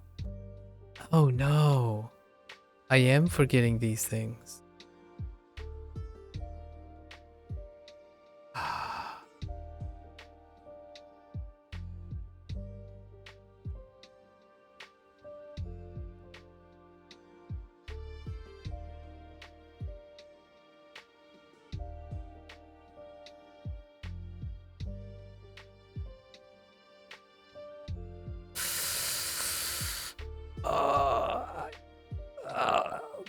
Okay. Oh no. No. We're having problems. Oh, they use Bing. Oh, okay, they have Bing as well. Ah, no, it was the first one. That's Piao. That's probably Piao. This is Yao. Yao. And Yonai is...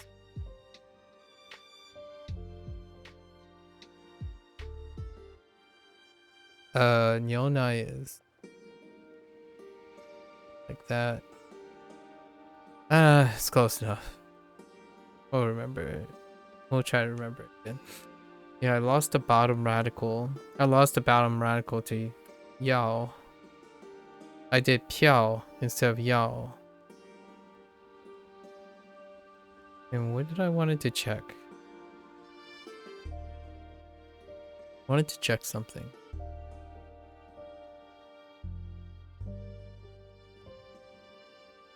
一会儿 一会儿. It's fine. 一会儿. Oh. No. I forgot this. Oh, it's the double. So you're doing...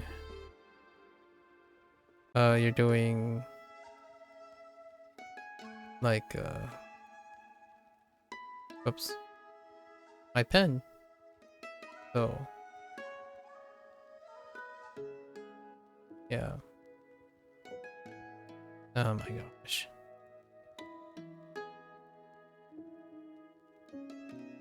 So you're doing this,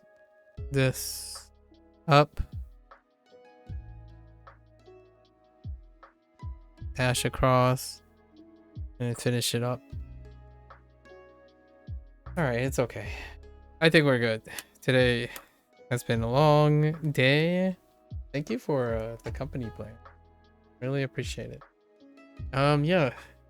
We'll see how much I retain for tomorrow. Alright, so that's a wrap. We gave it a good bid. If we drop 1 or 2, it's handy dandy. We got 1 more day to review this, right? Yeah, there's still 1 more day. Alright folks, that's a wrap. Thanks for hanging out. Thanks for chilling. Discussing. Leaving parting message, right? Parting message. Stay creative. Might not be the most optimal thing, but it's certainly you. And I think life has a wonderful way of rewarding someone when they take ownership and creativity over the things they do. Pick someone's stuff, right? Use it as inspiration. Infuse things with a bit of yourself, right? It can be radiant. It becomes very obvious when there's a part of you in the things you do. Dropping a couple isn't it? Yeah, I know, right?